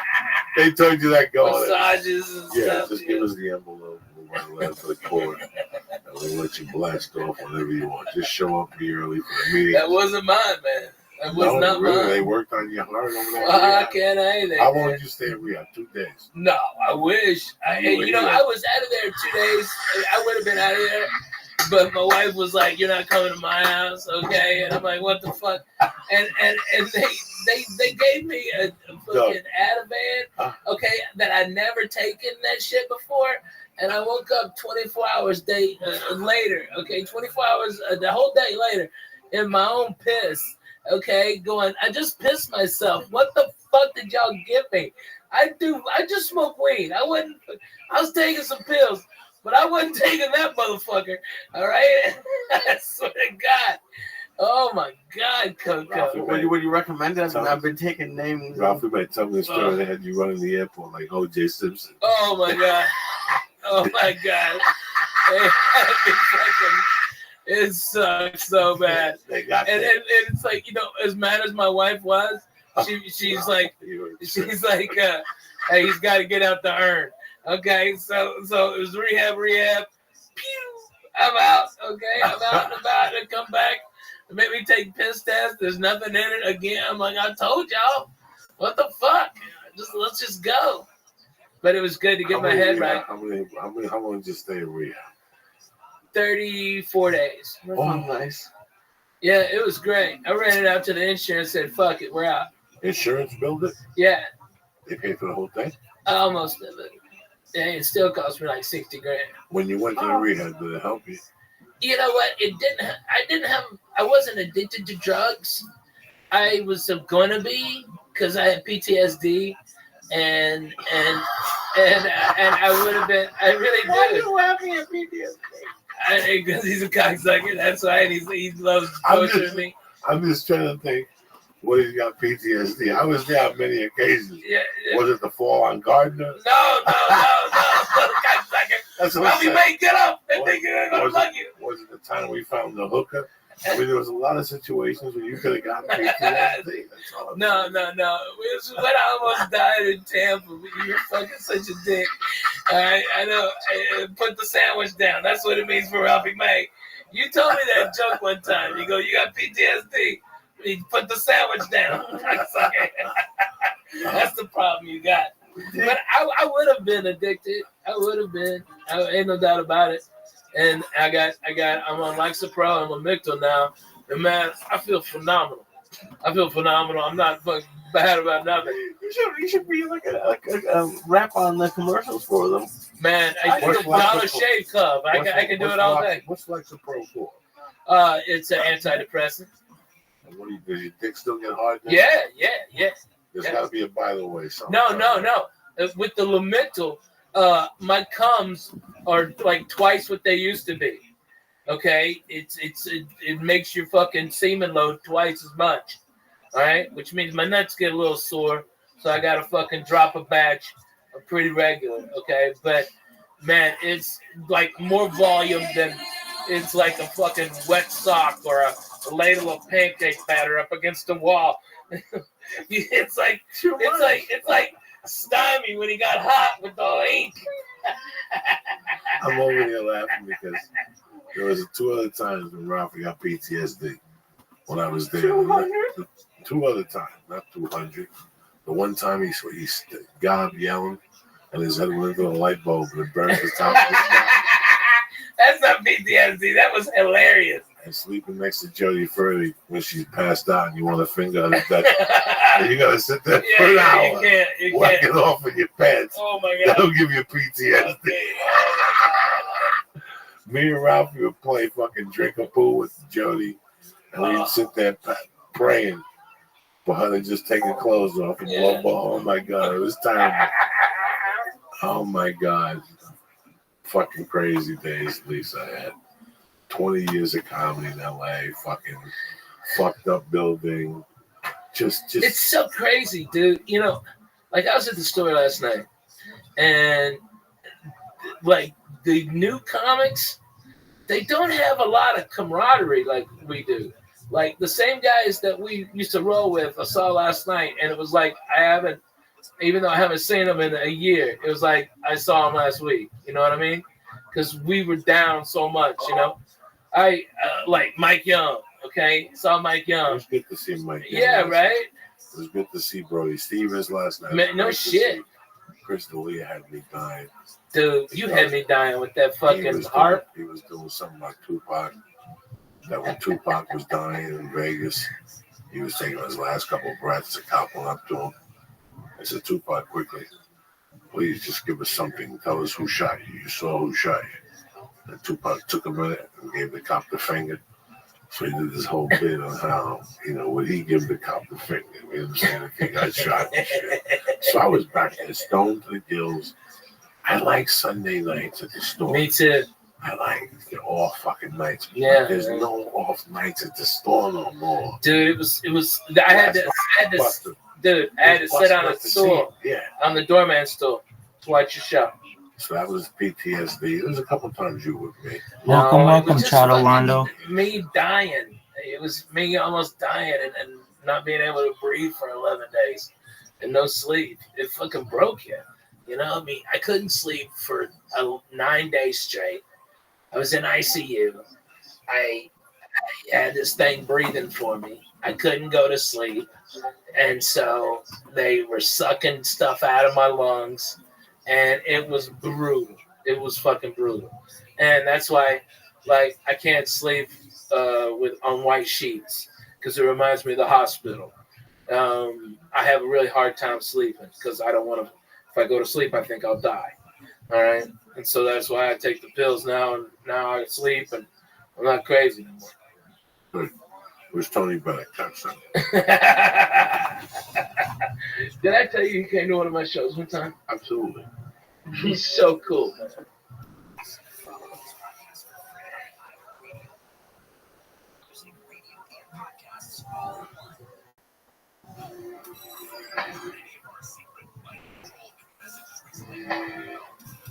That's because we're really good at it.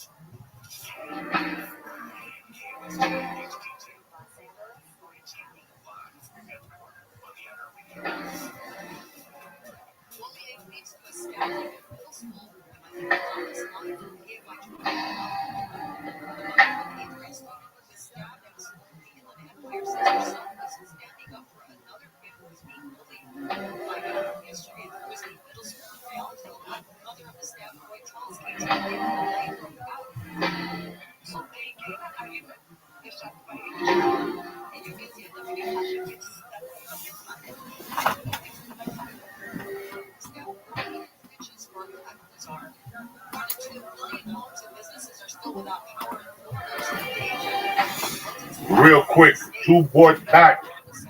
Bill P. Marchetti, Dominic Salas, you fucking savage. Lemon GF, Tony Eichenlau, Ookie Spooky, Andrew Wong, and my main motherfucker, Joe Abraham. You know what I'm saying? Hey, I got one. I got a fan, a buddy of mine. His name's John Roberts. Listen to this guy. He's an Ojibwa Indian, okay, on the Red River Reservation up in northern Minnesota. He has, I think, 9 kids adopted, and he's a stand-up comic, and he's a member of the Church of What's Happening Now. Give him a shout out. Fuck yeah. John Roberts, you're a fucking funny motherfucker, all right? And I worked with him. The guy's great. He's fucking phenomenal comic. Was that part of the fucking court agreement? No, dude. The natives, they like me, man. I raised a bunch of money for them, and I like, man, I'm glad that thing happened. I didn't know how fucked the Indians were. Did you know how fucked they are?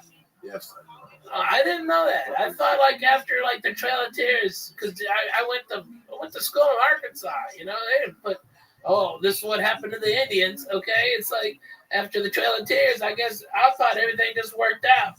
Robert May, let me explain something. I grew up with a cast of characters that would say things to you, and you would have to look at them and you wanted to question them, but you knew you were way beyond the question because they were so real. Yeah. You had 30 seconds to decide where this motherfucker was coming from. And they would say shit from Darren Rago to Timmy Hollow. Today, Timmy Holloway sent me a tweet. And one night, it's 1984. It's the height of cocaine. Everybody's doing it. Miami Vice is on. You can't talk to a motherfucker that's not smoking bazookas or whatever the fuck it is. And we're standing in front of Corky's. I'll never forget. I can live to be 80. Now, Timmy's brother was my age, was crazy, very funny, and very low-key.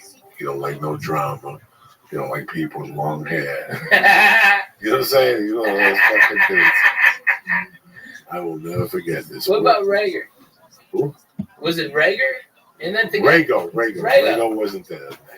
Rago at that time was a love. At that time, this was the cocaine crew. It was me, the Pelican, Stinky, and Fernie. No, Fernie was murking, but not really. He was mad at me. So that was the original 3, and then Timmy, and then we had, whatever. But us 3 always trying to find a way to get a package. Lubes, Venieri was in the circle back then. I like Venieri. He was the driver. We would always work for him and shit like that. What the fuck am I talking about here? What about Ralph Fuso? Ralph Fuso. I grew up with Ralph Fuso. Was a different He was a nice kid. Basketball. He was a nice kid. Football kid. He was a really nice kid. So we're standing in front of Corky's. It's a Saturday night. It's 2 in the fucking morning. And there's a commotion outside. We're inside, I'm sorry. And we go outside, and somebody yells at the guy I'm standing at, Roger, your brother's outside. Come on out. And Roger goes, what the fuck? So I walk out there with him, and Stinky walks out, and somebody else. And I forget what the little brother's not saying. He's like, man, I want to see what the hell you were doing. But the little brother left the car lights on. He left the car on, double parked, with the hazard lights. With the hazard lights. Yeah.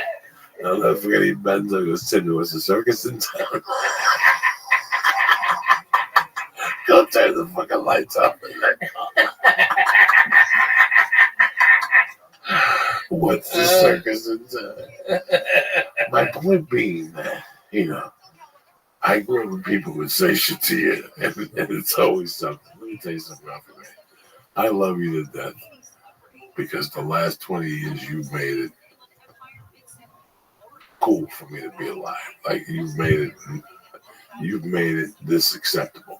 Like when you used to go on the road and come back 2 weeks later, yeah, I loved you because you got me weed and shit like that.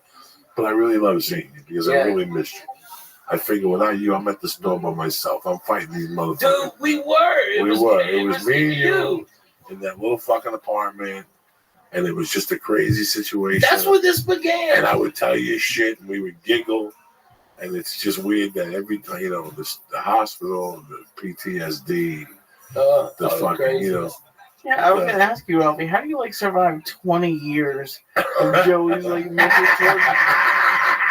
There should be, a plaque for you, the longest running. Yeah, longest running friend. Okay. All right, first of all, build up a tolerance to that weed, okay? All right, you got to have a mind. Now, have you been a getaway driver yet? No. I'm not aware of anything. You haven't been a getaway driver yet? I don't believe and Coco's not the same Coco he was. No. Okay. So and I mean while you get the Bolivian flu every once in a while, you never fucking brought it around me. No. I do little bumps in the bathroom. Right. But nothing disrespectful. If when I first got here from Houston, if you'd have put out Coke right there, I'd have died. All right. But you were always a gentleman. Always a gentleman about it. I wasn't even talking about that. I was just talking about, him torturing you, mentally. Oh, my God. The torturous. Okay, all right, I broke my fucking hand. I hit a guy at the fucking at the post office because he pushed an old lady down because she couldn't hear the Asian lady. She was an old Russian lady. All right. And he couldn't hear the nurse go, neck, please. Okay. And so the Russian lady was standing there, and this douchebag LA guy pushed her, and she fucking snapped her fucking arm. Oh my God. Yeah, right in front of me. So I turned around and hit the guy, and it fucking broke my hand. Okay. And so I go home. I'm fucking calling Joey. And I'm shook up, man. I'm Coco is like a shark. If he smells blood in the water, if you're upset about something, that's what he's going for. All right. And so he called me up and goes, "Get out of there! Get out of there right now! The police are coming right now because you knocked the guy out. Go out the back door. I'm outside at El Compadre. All right, go out the back door right now." All right, and I ran out the back door thinking like that, and I didn't have my keys. So I locked myself out of the back of Gardner. So I had to walk and I was, you're fat, you're mad. Okay, you're mad. Now I got to walk around the goddamn front to get in there. Or I'm hiding, thinking about doing go down to George Wolf's house. Okay, what do I do? It's crazy how many getaway drivers I used that I had to cut a piece in, and it's crazy how many getaway drivers I did something with. Until today, they have no idea what went down. Yeah, I think I'm in that group, maybe. No. Not like a getaway, but no idea. A fast leaving. You have no idea. And you know what's crazy? Like I remember like 4 of them now. I don't remember the good ones when you come back bleeding and the people like, what happened? Oh, you come back like OJ. Your hands are cut, your eyebrows out of fire, your shirt's ripped. Yeah. And what the fuck were you? Oh, I had to go take my shirt out of the laundry. You fucking retarded. Are you fucking crazy? You're bleeding from your hand. It's gashed to death. Man, I tell you. Oh my God. When I remember one of the funniest mornings, we get up and have coffee at like 9 o'clock. And I thought you were gonna be at the house. I thought, he's got a key, just come in, fucking lay down on the futon, go to bed, all right, and maybe take a shower and go to sleep. All right. We didn't give a shit. All right. And Joy wasn't there. It was about 10 o'clock, and I made breakfast and no cocoa. What happened? So I go over to Gavin Boyd's, and there's the king of the zombies having Bolivian flu like a motherfucker. And then you're sitting up just to talk to me, trying, and you smell like pussy and coke and booze. Oh my God. Well, I mean, a lot of pussy. And Gavin Boyd was like this, and his little shit dogs ran up to you and pissed on your head. That little shit dog. Yeah, what a fucking asshole. They're both dead now, I guess. Little fuckers. Fuck him. He thought it was cute and shit. I know. It's such a dick move. Fucking crazy shit, man. Listen, this year's going to be 10 years since I haven't done that powder. 10 Dude, I know. This 10 years since my mom has been dead. Yeah, I know. 10 years since I haven't done fucking powder. It's so crazy. Powder a couple of days after Marilyn died. A couple fucking days after she died. I'm like, you know what? I'm going to give her a breather. Man, she was so sweet. Yeah, nobody even says anything anymore. That's what kills me. Dude, nobody mentions Freddie Soto. Nobody mentions Mitch Mulaney. Nobody mentions Mitch Hedberg, except for to fucking take his jokes. Nobody remembers nobody. It's like they pay no respect, and they never developed that type of friendship. Well, they never. Well, people. Listen, when I was a kid, who were the big people that died? Like Elvis died when I was fucking 13. That was craziness. That was a week of craziness in this country when Elvis died. But I still remember Freddie Prinze shooting himself. Wow. That was fucked up, man. Yeah. That was fucked up. A couple months ago, I discussed Freddie Prinze Jr. coming on the show, and I just wanted to refresh my memory. And I went on Wikipedia that night. What I remember from that night was, bro, I was fucking young, Ralphie. Yeah. I was young, but I was starting to not drink, but I was starting to smoke reefer and shit like that. And I would smoke reefer and go uptown high. And then I would eat pizza at Blue Flame Pizza, which was the spot in those days. And after you ate the pizza in those days, you had about an hour and a half of giggles in you. Then you'd go home. Right. You had about an hour after you ate the pizza, you Vizined again after the pizza. Then you Vizined again. The smell of pizza, if you put garlic on your pizza, that kills everything. That kills the weight and stuff like that. So that was the fucking call when you got high in those days, But I still remember going uptown and on the way down, because on Fridays was Chico and the Man. Yeah. Chico that was such a great show. Sanford and Son. Which was the same show. It was the same but Garage, but Freddie was so goddamn more funnier than Lamont. Lamont sucked. All right, like I wanted Freddie to be Red Fox's son. All right, that would have been a hell of a show. And then have Shady Grady come in. Okay, I know, man. Shady Grady. But I was out that night. In those days, I don't know what my curfew was. Maybe 11. Like it was a curfew, but not really a curfew. How old are you? Let's pretend 13. Maybe. 8th grade, maybe. 11, 10:30 if I was working in the neighborhood, you know, Yeah. that type of shit. Because in those days, your call time was 10. But if you hung in front of the house, they let you hang to 11. Do you follow what I'm saying? Yeah. So don't get off that fucking stoop. Don't make me look out this door and you're playing up the fucking corner. I'll throw all of yours out. If you're going to stay out till 11, I want you on these fucking stairs. And that's what you did. So some people have like a loose schedule. You know what I'm saying? You know, a little bit of a loose schedule. And other than that, I found out Freddie Prinze fucking iced himself. I still remember the walk. I had to walk through a cemetery. That was the first time I cut through that cemetery because it takes like 4 miles off your walk. From uptown to downtown, there's a back fucking road back there. And people would say, be careful because there were devil worshippers. But I walked back there like 3 kids. And I saw some people doing some Santeria. And they made believe they were going to chase us, but they didn't chase us. The other guys ran. I ran like for 5 minutes. I was tired. I'm like, fuck this. You jump in like by 64th Street, and you jump out by 51st Street. It was a tremendous little fucking, but those grave sites were old, dog. Like there was a lot of grave sites there from 1860s. The concrete was broken, the headstone was already broken and shit. You would die.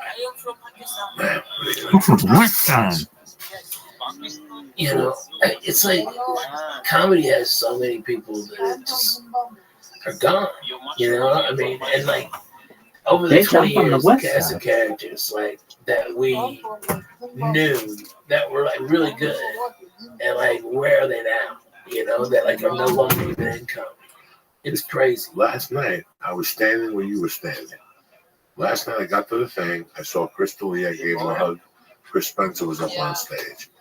And I walked into I walked in, I gave the Chinese kid a hug, and home. Fun. Yeah, he's my that, man. That cool motherfucker. Dude, I got an offer to go to do a bunch of gigs in China, and I'm gonna bring Fun. Fun's a funny dude, man. He's a funny dude. And it's like, that kid's got heart. I mean, he's got mouths to feed, too. Yeah? Yeah, he's got mouths to feed. But I went out, I gave him a hug, I said hello to the window girl. And I went out in the hallway where you walk in, and I laid against the wall, and there was nowhere to sit. I listened to Chris D'Elia, and I started looking at the pictures. Lee, I saw 3 people there that I was super tight with that have vanished from my life. I couldn't tell you where they are, what happened to them. It was crazy how many people on that wall, and I was like, wow, they used to be here every night. They were doing this, they were doing that. They just disappeared. I just did a show in Connecticut, Mohegan Sun, and Beaumont Bacon show. Get the fuck out of here. Gave me a big hug. I gave her a big hug. Told her I loved her. Told her I was there tonight. She rocked the main room. Man, I saw that. And, that pissed a lot of people off. Yeah, no. She fucking rocked that spot. Yeah, no. I was there that night. So it's just crazy that you look at these people and you go, fuck, I got a spot at 10:30 at the store. How lucky am I? 20 years later, I'm still doing a Sunday night spot at the fucking store. And now, the difference between 20 years and now is that 20 years ago, this room would have been 60 people. Less. And a great room. Don't get me wrong. It would have been a great educational room. The time we'd get on, because we get bumped down, you know, first of all, you hear Andrew's coming, okay, and Eddie's coming. I would, nobody said, let me explain to you how the mind of Joey Diaz works. Okay, number one, at that time I was an addict, Lee. Let me explain something to you, Lee. You want to learn from the Jew? God put you in the right Jew's hands. There was a way to make money out the store. There's a couple angles to make money out the store. You could get the main room, which I never got. Not because I didn't want it. Every once in a while, she gave me a Saturday night in there. And then put an extra $100, $150 in your pocket. But you didn't get rich in that. You didn't get rich in the ORE. You get $15 a spot. But she cut me a deal one night. She goes, do you want to host? And she goes, how about you work the door from 7 to 10, I'll give you $25. And then you host from 10 to close, and I'll give you another $25. I go, that's great, but that's a lot of walking for $25. So I got an idea. I took Andrew's phone number down. I took Eddie Griffin's number down. And I took Joe Rogan's number down. Okay? And I took anybody who had bumping privileges number down. Whether it was Paul Mooney, all of them. Yes. Sunday afternoon. Because listen, I could go to the store on Sunday. The guy who sold coke worked the door. So guess how I worked it? I would get on stage, do my time, pull up Andrew, Eddie, or Paul, and that's an hour. Easy. I could go do a few bumps, have a few cocktails, get the party started, and right before they get off, I go to Don Barris and go, guess who the host is the rest of the night? Who? Me. And I give them the microphone, and I'd be out of there by 11:15 with a package. I picked up this half a yard. I hosted, I did comedy, I did my job for the night. Yeah. Who's better than me? Sure. That was my most favorite night at the store was Sunday nights. Because I'd host till 11:30. Dude, I used to love Sundays because I'd always have cookouts behind the apartment. You know, even though I had a studio. And it was a murderer's row of comedians at those fucking barbecues. All right? And you cook the turkey and or something. So good. And you do something crazy like that. I know a couple. So one night we went over there and your buddy, we pulled over. He was talking to a hooker. And then we got back to the he said it was a friend of his and shit. That's what there was a lot of hookers on Sunday. Yeah. Jesus Christ, from Fairfax. Oh my to God. Brea, a little bit down in those days. Foxy white chicks. Lee, it was crazy. Foxy. You were pulled And then out. like some black girls that stab somebody. Till this day, after 10 o'clock, well, a lot of people don't know that if you do it, there's a cop there, they'll nail you. Oh yeah, fuck yeah, they will. By Gardner, by The street after Curson, it's Curson is when it starts. it's where it starts. If you make a left, Or right. if you're headed to the comedy store and you make a left before Fairfax, and there's a cop there, you will get pulled over. Dog. You get a ticket, dude. It's like $200-something ticket. If you make a left on those streets. I did that. Because me too. I got Because I was fucking going to see Doug, and he told me to turn around, so I fucking turned down Carson like you would to go to Doug's apartment. And motherfucker, it's like boom, we pull over. Then he's laughing as he walks the 2 blocks down to his fucking apartment. We were just at the Coach and Horses. He was just shitty. He just wanted to ride. Motherfucker. How they got me. How they get you? This is a classic. Joey Diaz, 2005 Coke story. I forgot all about that. Okay. I hear me. So I go out. Bring out some of them stars over there. So. You know me, in those days, I used to go out early. I did. I get my party started at 7:30. There'd be 2 parties. That's how you had to do it in those days. There'd be 2. Remember, I had to pick up an envelope for tomorrow, an envelope for the night. And there was always something. A cell phone, a pocketbook. There was always something at the comedy store. So, it's like a Monday night. I get a package. My wife is home. She's my girlfriend at the time. I'm living with her on Schrader. Mm-hmm. And I got a package. I go home. The package is okay. But for some reason, that Monday night, the Coke wasn't sticking. It wasn't getting me high enough. So I called a few people and picked up a package. Jesus Christ. There's no package nowhere. This guy's not sleeping. This guy's doing this. This guy's doing that.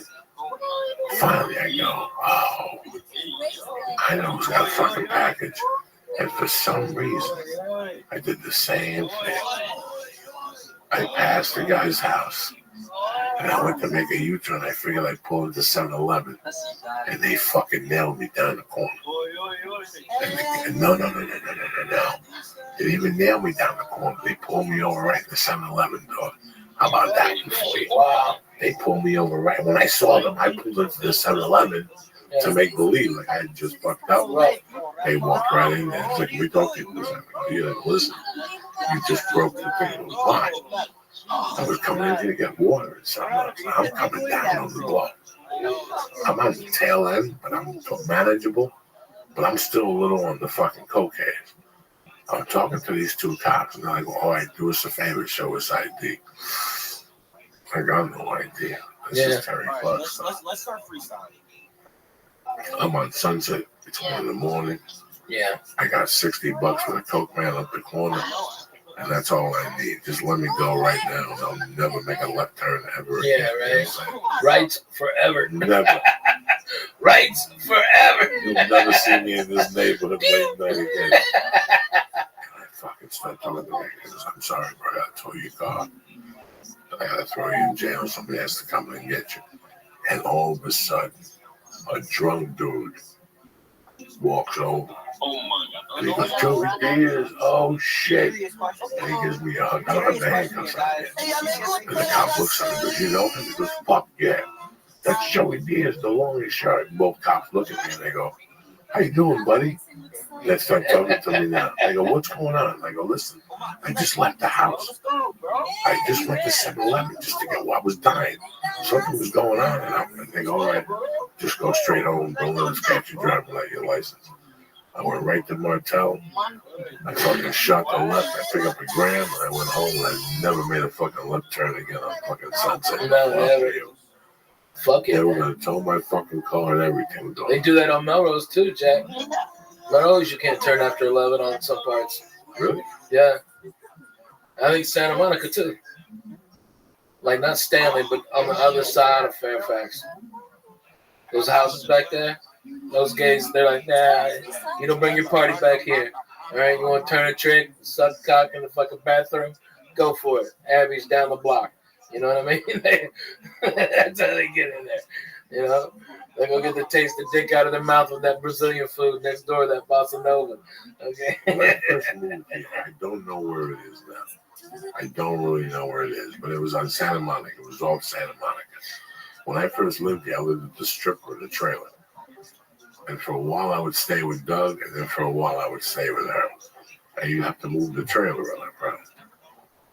And we lived next to a park that if you went there in the daytime, like if I can remember where it was Hollywood. It was right around Beverly and maybe Curson or something like that.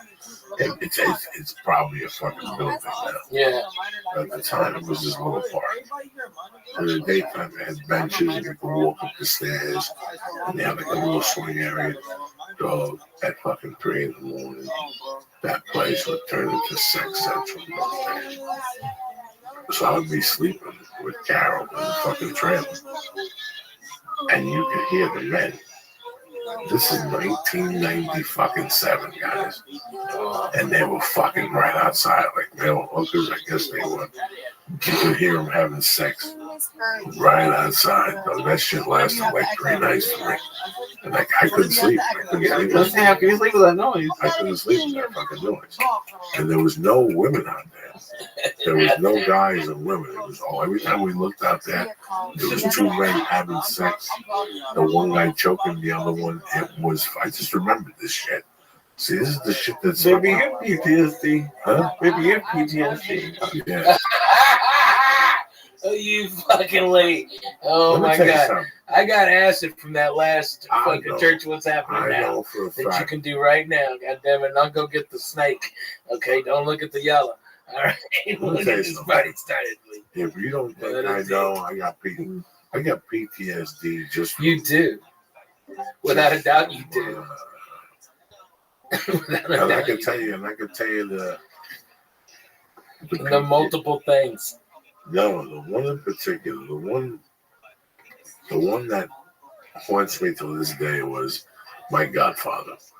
There's times I think about fucking paying a private investigator to look for my godfather so I can eliminate it once and for all. He was a fucking, at the end, dog, it was ugly. And he was relentless. He was relentless, Ralphie. You know. Yo, what's up, Cliff X? I would. When I left North Bergen, it was. How are you? December 84. What's good? And I would keep in touch with 3 or 4 buddies. And dog, I would hear shit. What's good? Hope you're doing well. And I could have called bullshit. Or I could have believed. And then years later, I smartened up and I go, why would they fucking be talking this shit? And then I had another friend. My first daughter, Jackie, her godparents, the father, the godfather, Pete, he was a fucking serious white dude that I grew up with. Pete was Italian, no Irish, no none of that mafia shit. Pete was a serious fucking white dude that knew his shit. Before I made any moves in those days, I go to Pete. If Pete goes to the cops today, Pete could throw me in jail for 30 fucking years.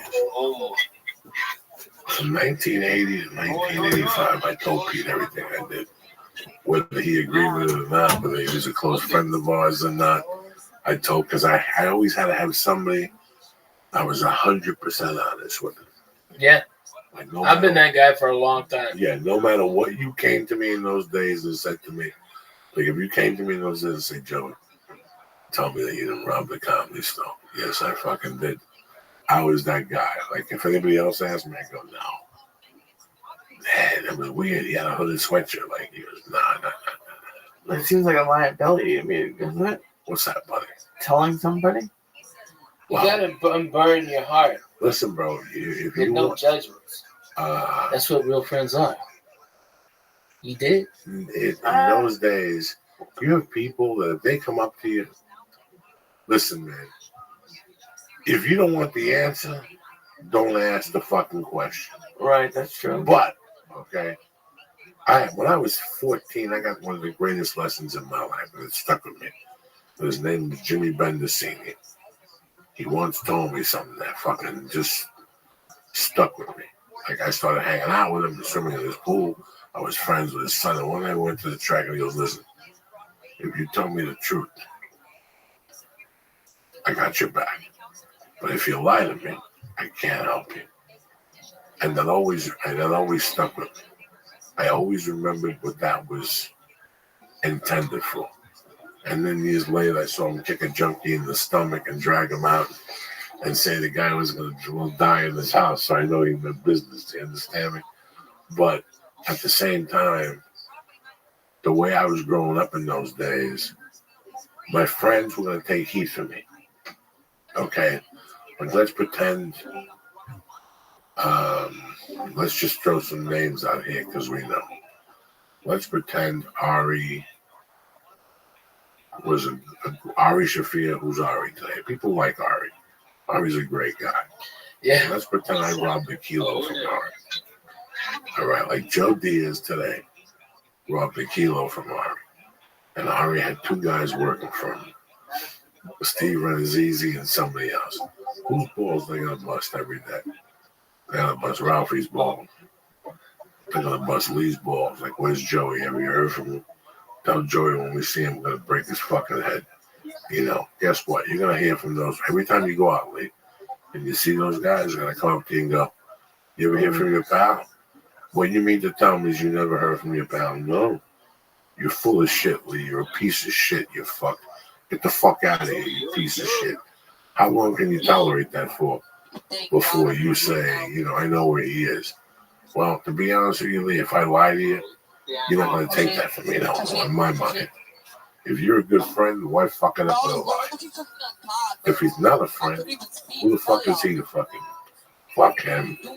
But if they're a good, solid friend, and you come to me and you go, Joey, I want to ask you, but I don't. And I already know what you want to know. I'll tell you. Yeah. I had to. Whatever. And you'll look at me and go, Jesus Christ. All right, we'll fix it. You know, that's the difference. Like the night I saw Ralphie walking across the street from the Japanese place, and they called the cops on me at the fucking Dublin. I saw Ralphie, and I looked him straight. He's like, I got a showcase for CBS. Yeah, later. Push him back. Tell him that you're not doing this season. Yeah. Go get the It would have been. Go get the fucking Voyager, the Forerunner. Yeah, I got the Forerunner. We had the Forerunner. Yeah. My nephew has it now. Are you serious? Fuck yeah. It's fucking great. Still running. 300,000. 400 and something thousand. Yeah. Miles on it. I totally. 400 Toyota. Are you listening to me? I had a 4Runner that I was a comedian in 1996. Okay, Toyota 4Runner. It's 21 years old. It's got over about 500,000 miles on it, and it's still going, Jack. Still going. You don't even see those anymore. No. My nephew had it repainted because I had shined it up so much that I created swirls in it from shining it so much with fucking not the right stuff. And so he had it painted, and it fucking looks great. Takes it to the Razorback games. He's happy as shit. He's got a little boy, one. He's fucking. It's like that car, you know. That fucking Wesley was banging his wife in and fucking leave condom wrappers all over the place. Oh God, Jesus. All right, you know, it's that same car. My nephew's got it, but I had a good parking spot too, man. Good parking spot. And I was gonna rock right in. I had a showcase for CBS. They were all up my ass. And he's like, Ralphie, go get the fucking car. And I'm like, this is serious.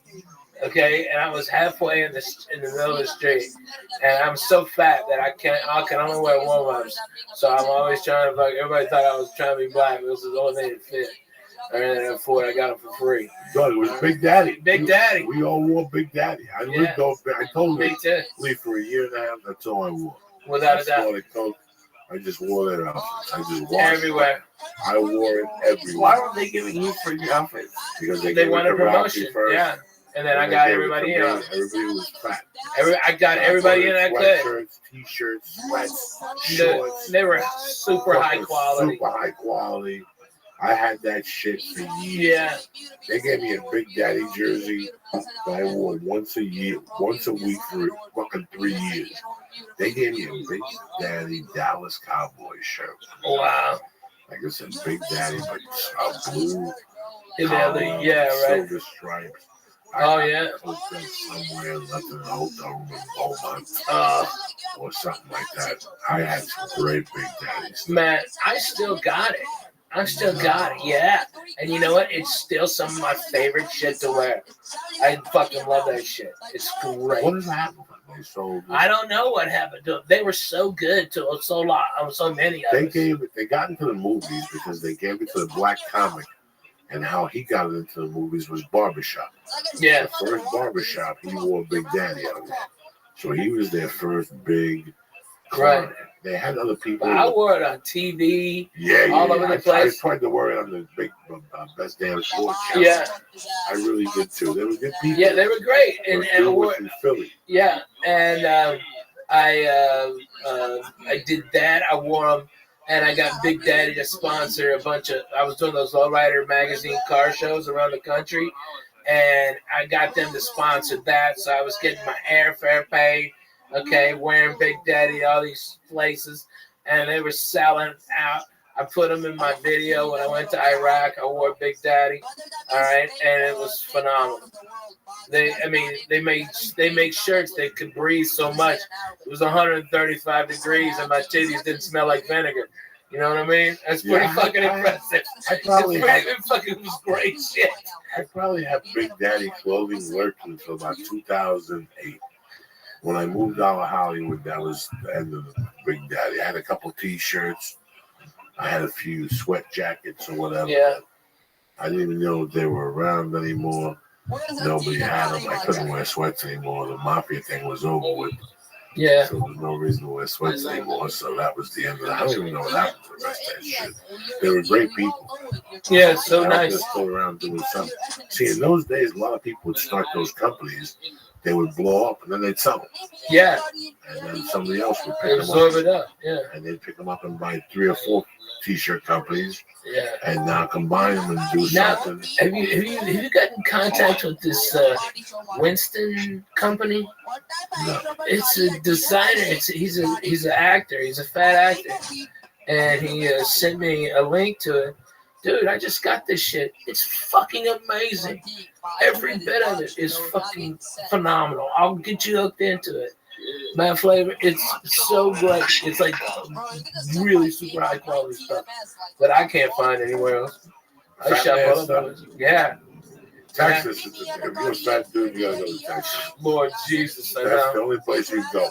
And Man. you know what, man? It's such a shame because, like I explained on stage last week, in Texas, if I'm a 2X here, in Texas, I'm an extra large. Right. So if I buy clothes in Texas and I got extra large, I go, Jesus Christ, I lost weight. You feel good about yourself. Time to eat. Time to eat. They don't fuck around. They switch the labels on you. So you go to Texas, you buy a 3X, you're swimming like a fucking thing. You're like, what happened to this? I could use this in 3X. No, because they make the clothes bigger. In LA, they make them smaller. Get a 2X in LA. I guarantee you walk into any Walmart in LA, you don't fit in 2X. Walk into a fucking Houston. Yeah. You'll be swimming in a 1X. You go, Jesus Christ, I lost weight. No, they make the clothes bigger. So every of those Marshalls, all that shit, if you're a 2X like me, becomes fair fucking game now. If I usually walk into Marshalls, there's no clothing for me. But in Texas, Marshalls is clothing for Joey. Don't move. Don't move. Don't move. Is the Sprite, is the B right there? No. I got it. Wait a minute. Don't mess.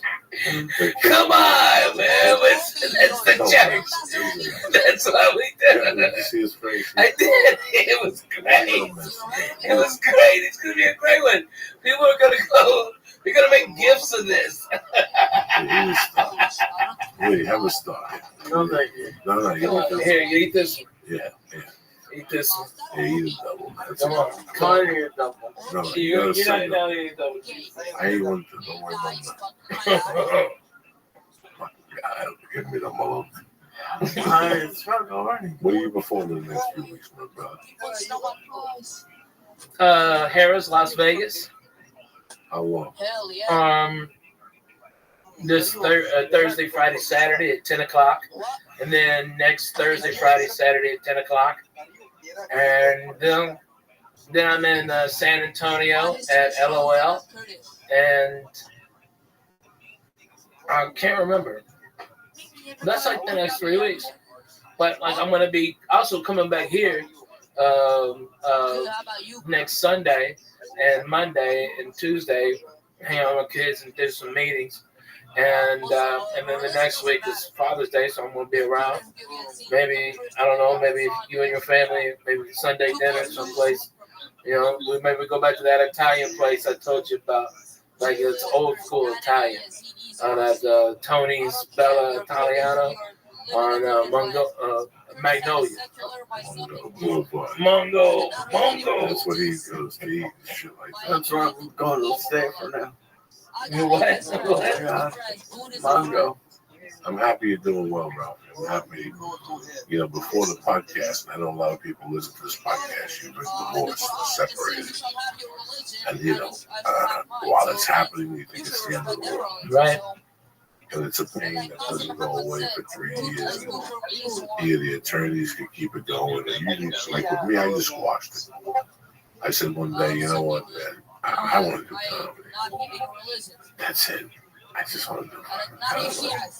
You know what? I came to the conclusion. I was fighting for a never-ending war because at the end, I couldn't cover the spread, like whatever your fucking name is. Ralphie. I'm stoned, dude. I know, baby. I couldn't cover the spread, Ralphie. And that was the worst feeling in the world to know, but also the best feeling in the world. When I left living with George and we were jumped up, Yeah. and his grandmother, I was having a great time, and I was really learning comedy. I saw Mike Mazzamo that night at 2 a.m, and I had figured it out. I gotta move somewhere where I could do a lot of open mics, take my time, just get time, and I could do something with this fucking comedy shit. I've been doing it in New York. It's been working, mensa. Anywhere I go, it's always been receptive, come back. So I'm on to something. I don't know what it is. In a month, I might play the flute. I don't know what it is, but I'm going to stick this out. I got no money. I got a little job I eat from week to week. Why not have a good time my way? Every night I do comedy, I bump into somebody. They give me a pill. We do a bump.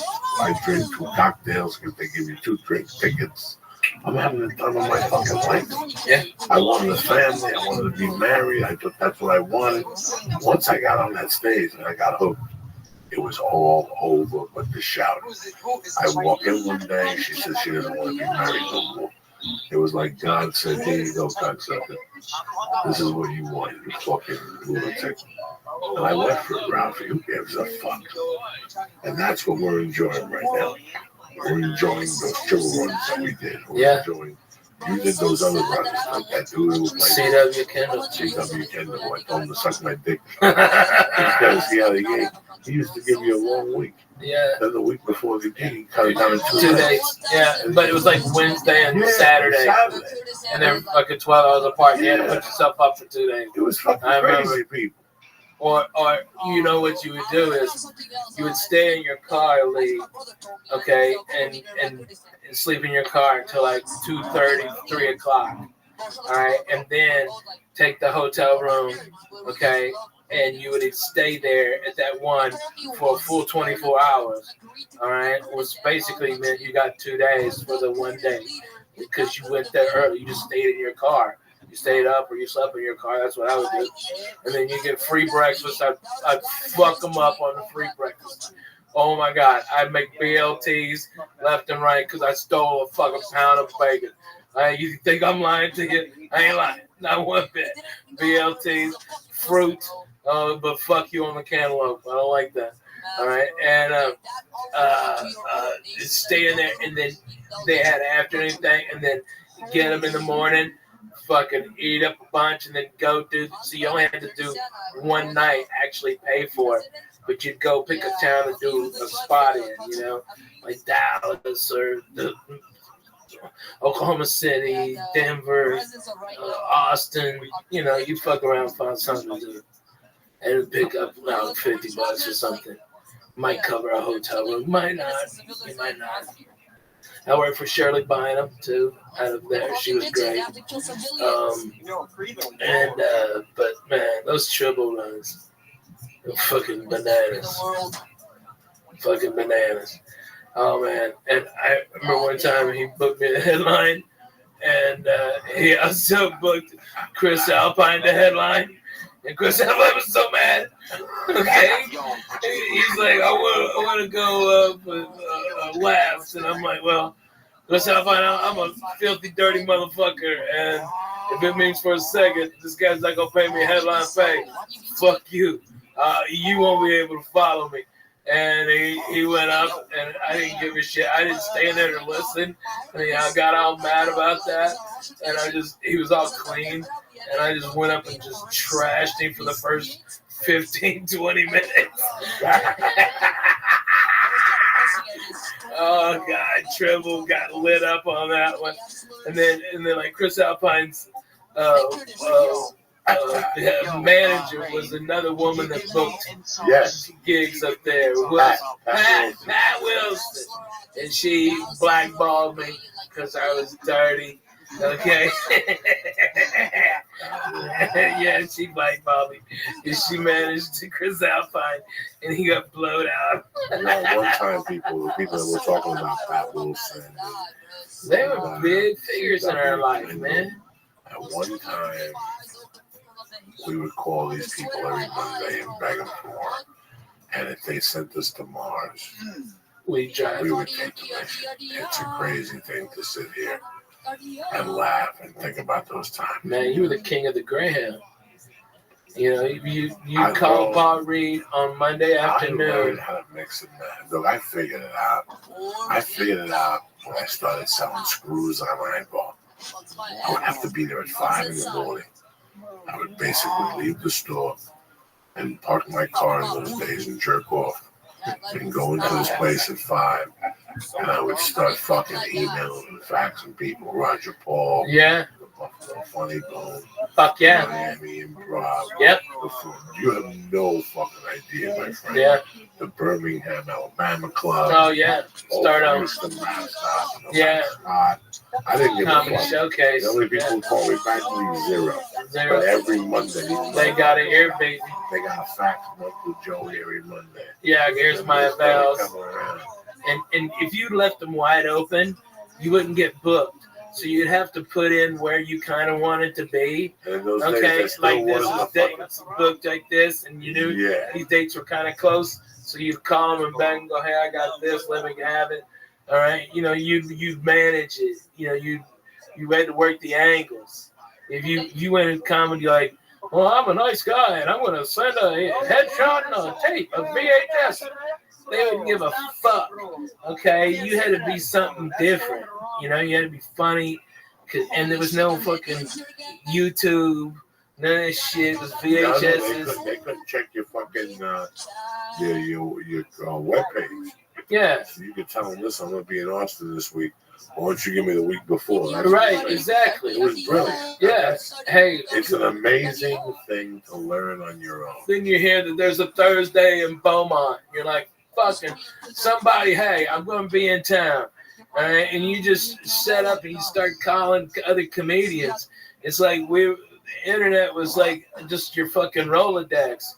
You know, and you go, hey, Dougie, where the fuck are you at? Okay, hey, give me a feature week because I'm fucking co-headlining with, oh my God, what was that guy's name? God damn it. Fucking, he's an Arkansas comic. It's crazy. It's crazy. I forget. God damn it.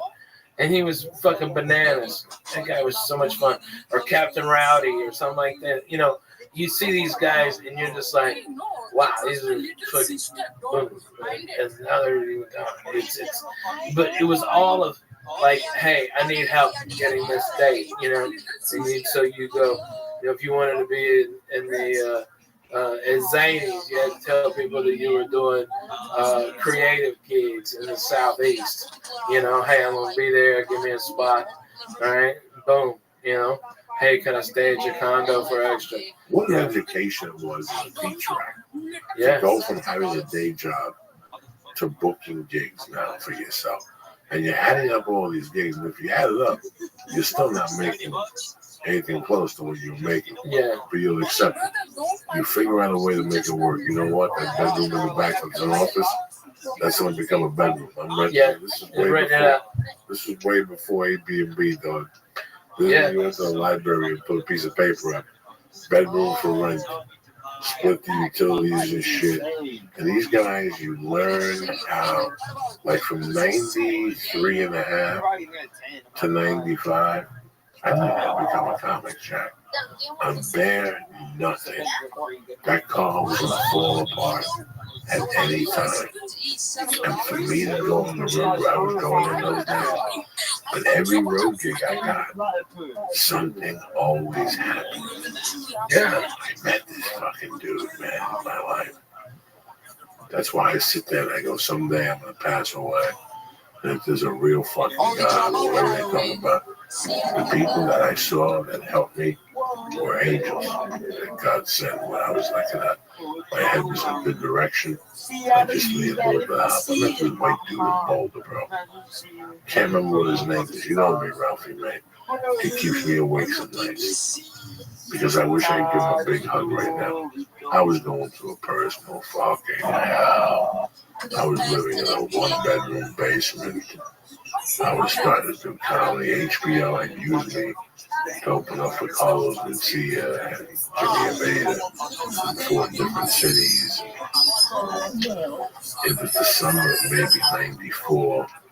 I'm barely paying rent, snorting cocaine. There was no cocaine. The car looked like the car that they killed Mike Corleone's wife and Godfather. It looked like the fucking back window was missing. It was about to fall. Let me tell you something. I was taking a 6-hour drive. Till this day, I sit there laying the holy fucking wall. What I was doing for $250 all day. I was driving to Cheyenne, Wyoming, somewhere in Wyoming. And when you get there, it's beautiful. You get off stage, though, there's 3 feet of snow. Yeah. And you had you have to be from Cheyenne. You had to be in Bozeman, okay, and or Jackson Hole. Okay,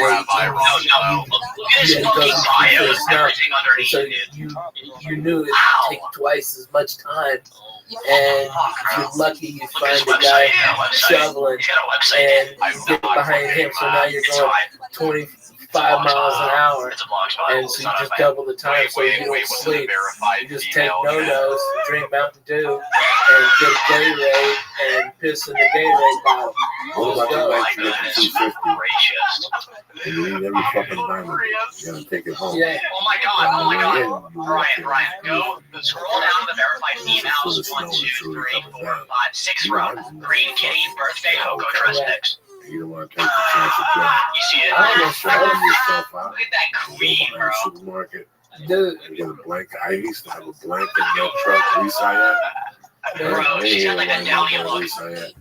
I remember one time I going. can tell you, I got one just like that. I know you did. You had that Toyota. Yeah, man. That Toyota was a fucking bed. She looks like she volunteers in services. I could I tell slept you in my car so much. 100 She's a times volunteer I slept in my car in prostitute. fucking 2 years. Yeah. Yeah, easy. Easy, helping the easy disabled. being a comedian. No, and I I'm had not that giving a 400. fuck. No, I You give can a wake shit. up anywhere and get stabbed in the fucking neck, dog. Without a doubt. Oh my god, I would go behind What are hotels. we listening I to, would bro? go behind What the warehouses. fuck I are was these? falling You asleep. have no idea when you're tired. Dog. I was gonna say, I was falling asleep. Oh my god, there's at cuts the all wheel. over her arms. Okay, Where? Close to the round shaft. I found a cucker. She's Okay. bro. There's It's scenic over. let me check how many rows I now. pull in there. 1, 2, 3, Okay, 4, I 5, go to 6, sleep in 7, the back of my 8, truck. 9, 10, Right, 11, it's like 12, 50 13, 14. degrees. Happy September Right, 10th, and I 14th, got bro. my pistol, and I'm in my sleeping bag. I wake up, and there's 8 inches of goddamn Happy snow, September 10th. and it's now like 16 degrees, and I'm blue. My face is fucking blue. All right. I don't know where the fuck. I don't know how to get out of there. The road is completely fucked.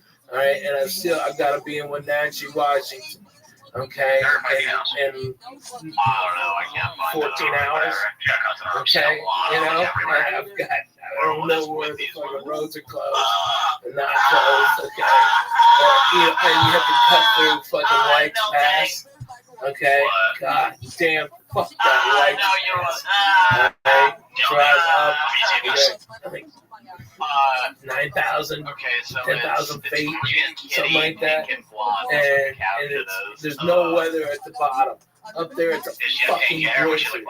Okay, and so you have to fight going to sleep because like I had to shut my car off because I was gonna get carbon You just gotta go a little further down. dioxide. I had a car door, but every time I got in, I'd have to write a Just happy suicide note. September 10th. Right. Because the smoke would go into the fucking cockpit.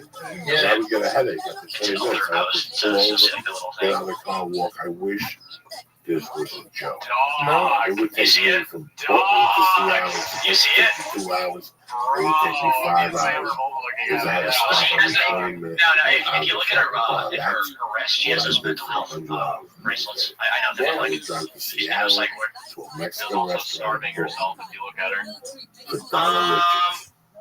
Maybe. Do the 125 Oh my hour god, day man, just back this is to terrible. fucking This Seattle. is like actually You're like crazy. everything. Man, She's not even ugly how too. many This is just like her being colleges rotted from society. It's terrible. with- Everything with wrong the, with women, bro. Just in one with package. the, Like, look at these fucking whores. Look at this now. the female comedian that wore a wedding dress, his wife, And you know she wants ex-wife. attention because there's a thing called long sleeves. Oh really? Oh my god! I got on a string, and man, wow, that was an extreme show. I'll tell you what you do learn about comedy that Ralphie knows. I got a buzz. Sometimes Buzzing. things happen. Buzz. I was just talking Who's your to favorite you. character from Toy I Story? did. There used to be another company Buzz. that used to do comedy. It's Oh, let's make a cosplay scheme, but she's a whore. Co-headline when I couldn't even MC. No. They said we love your I'm gonna stage go have a presence. cigarette with You got ketchup me to really get this fast, a if you don't mind. like You want to like 145. regroup And I and went up there like, like yes, DM call, and then we'll this is find out what if he's I need. Yeah. Oh my god, she has a monkey mug. BFP. It's alright. After the gig, I got out of there. I had a drink. I said, I'm not going to drink because I got to sleep on the street today. They paid me in cash. It's going to cost me $22 to get home, maybe $5 for a Subway, veggie and cheese with a soda. I'll get home with $110. I need every fucking dime of this. There's no hotel in my fucking future.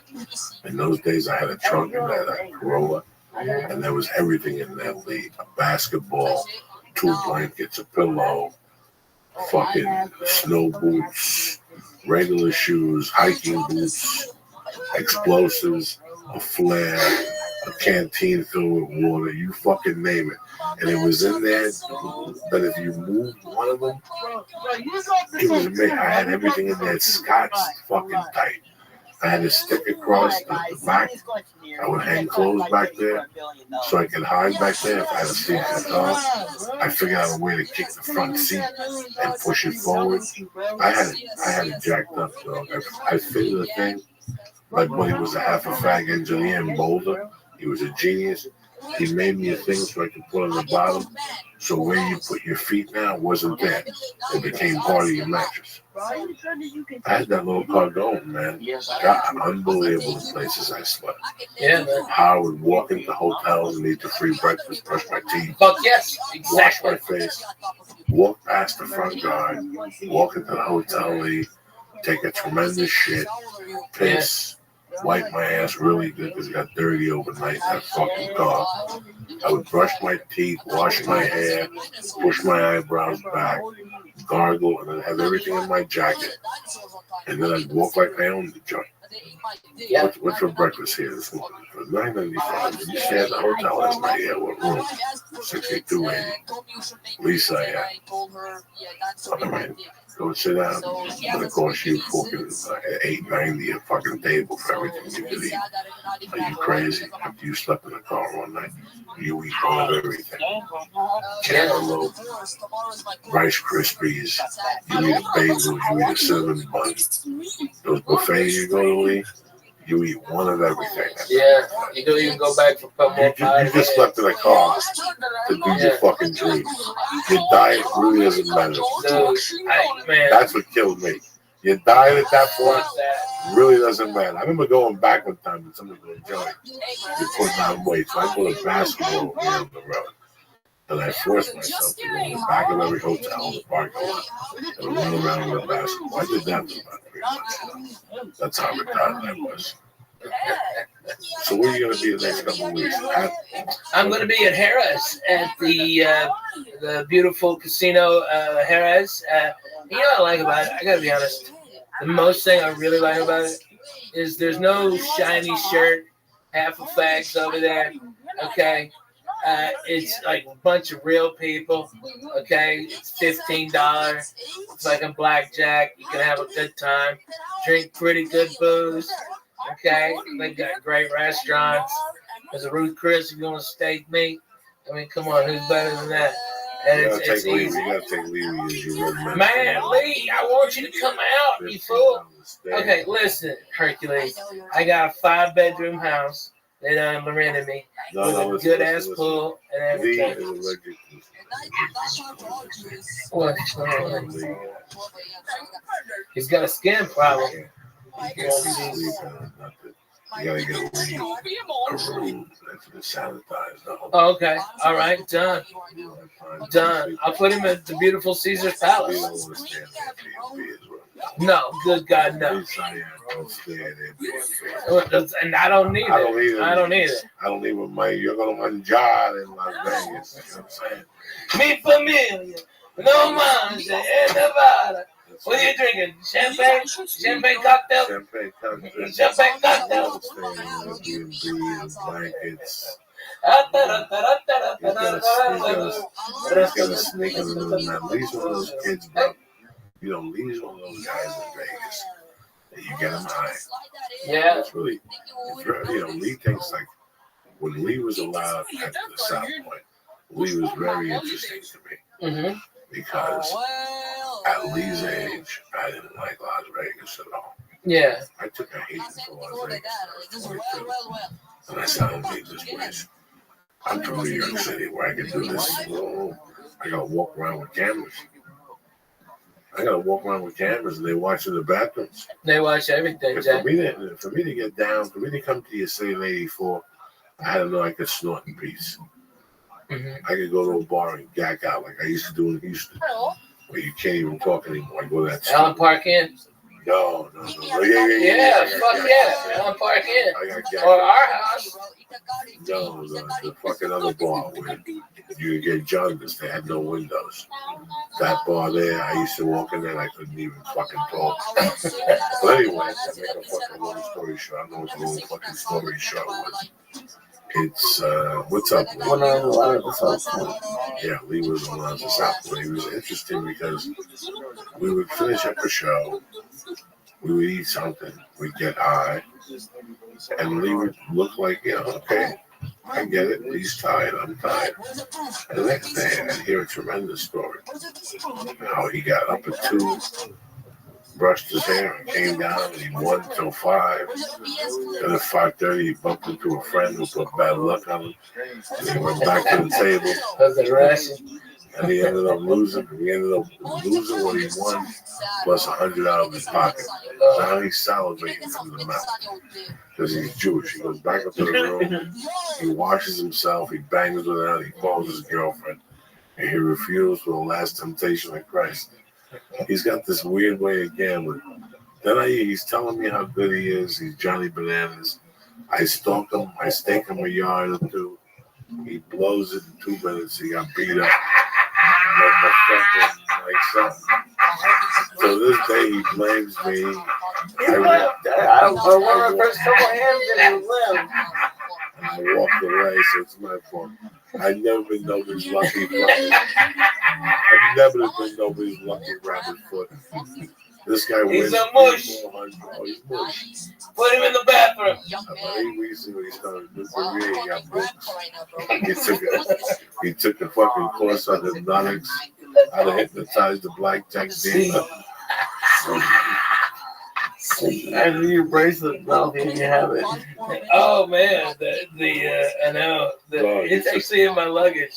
I go everywhere with that. He took the course. You know, by the way, I've had thank you, church, for taking me in and loving on me.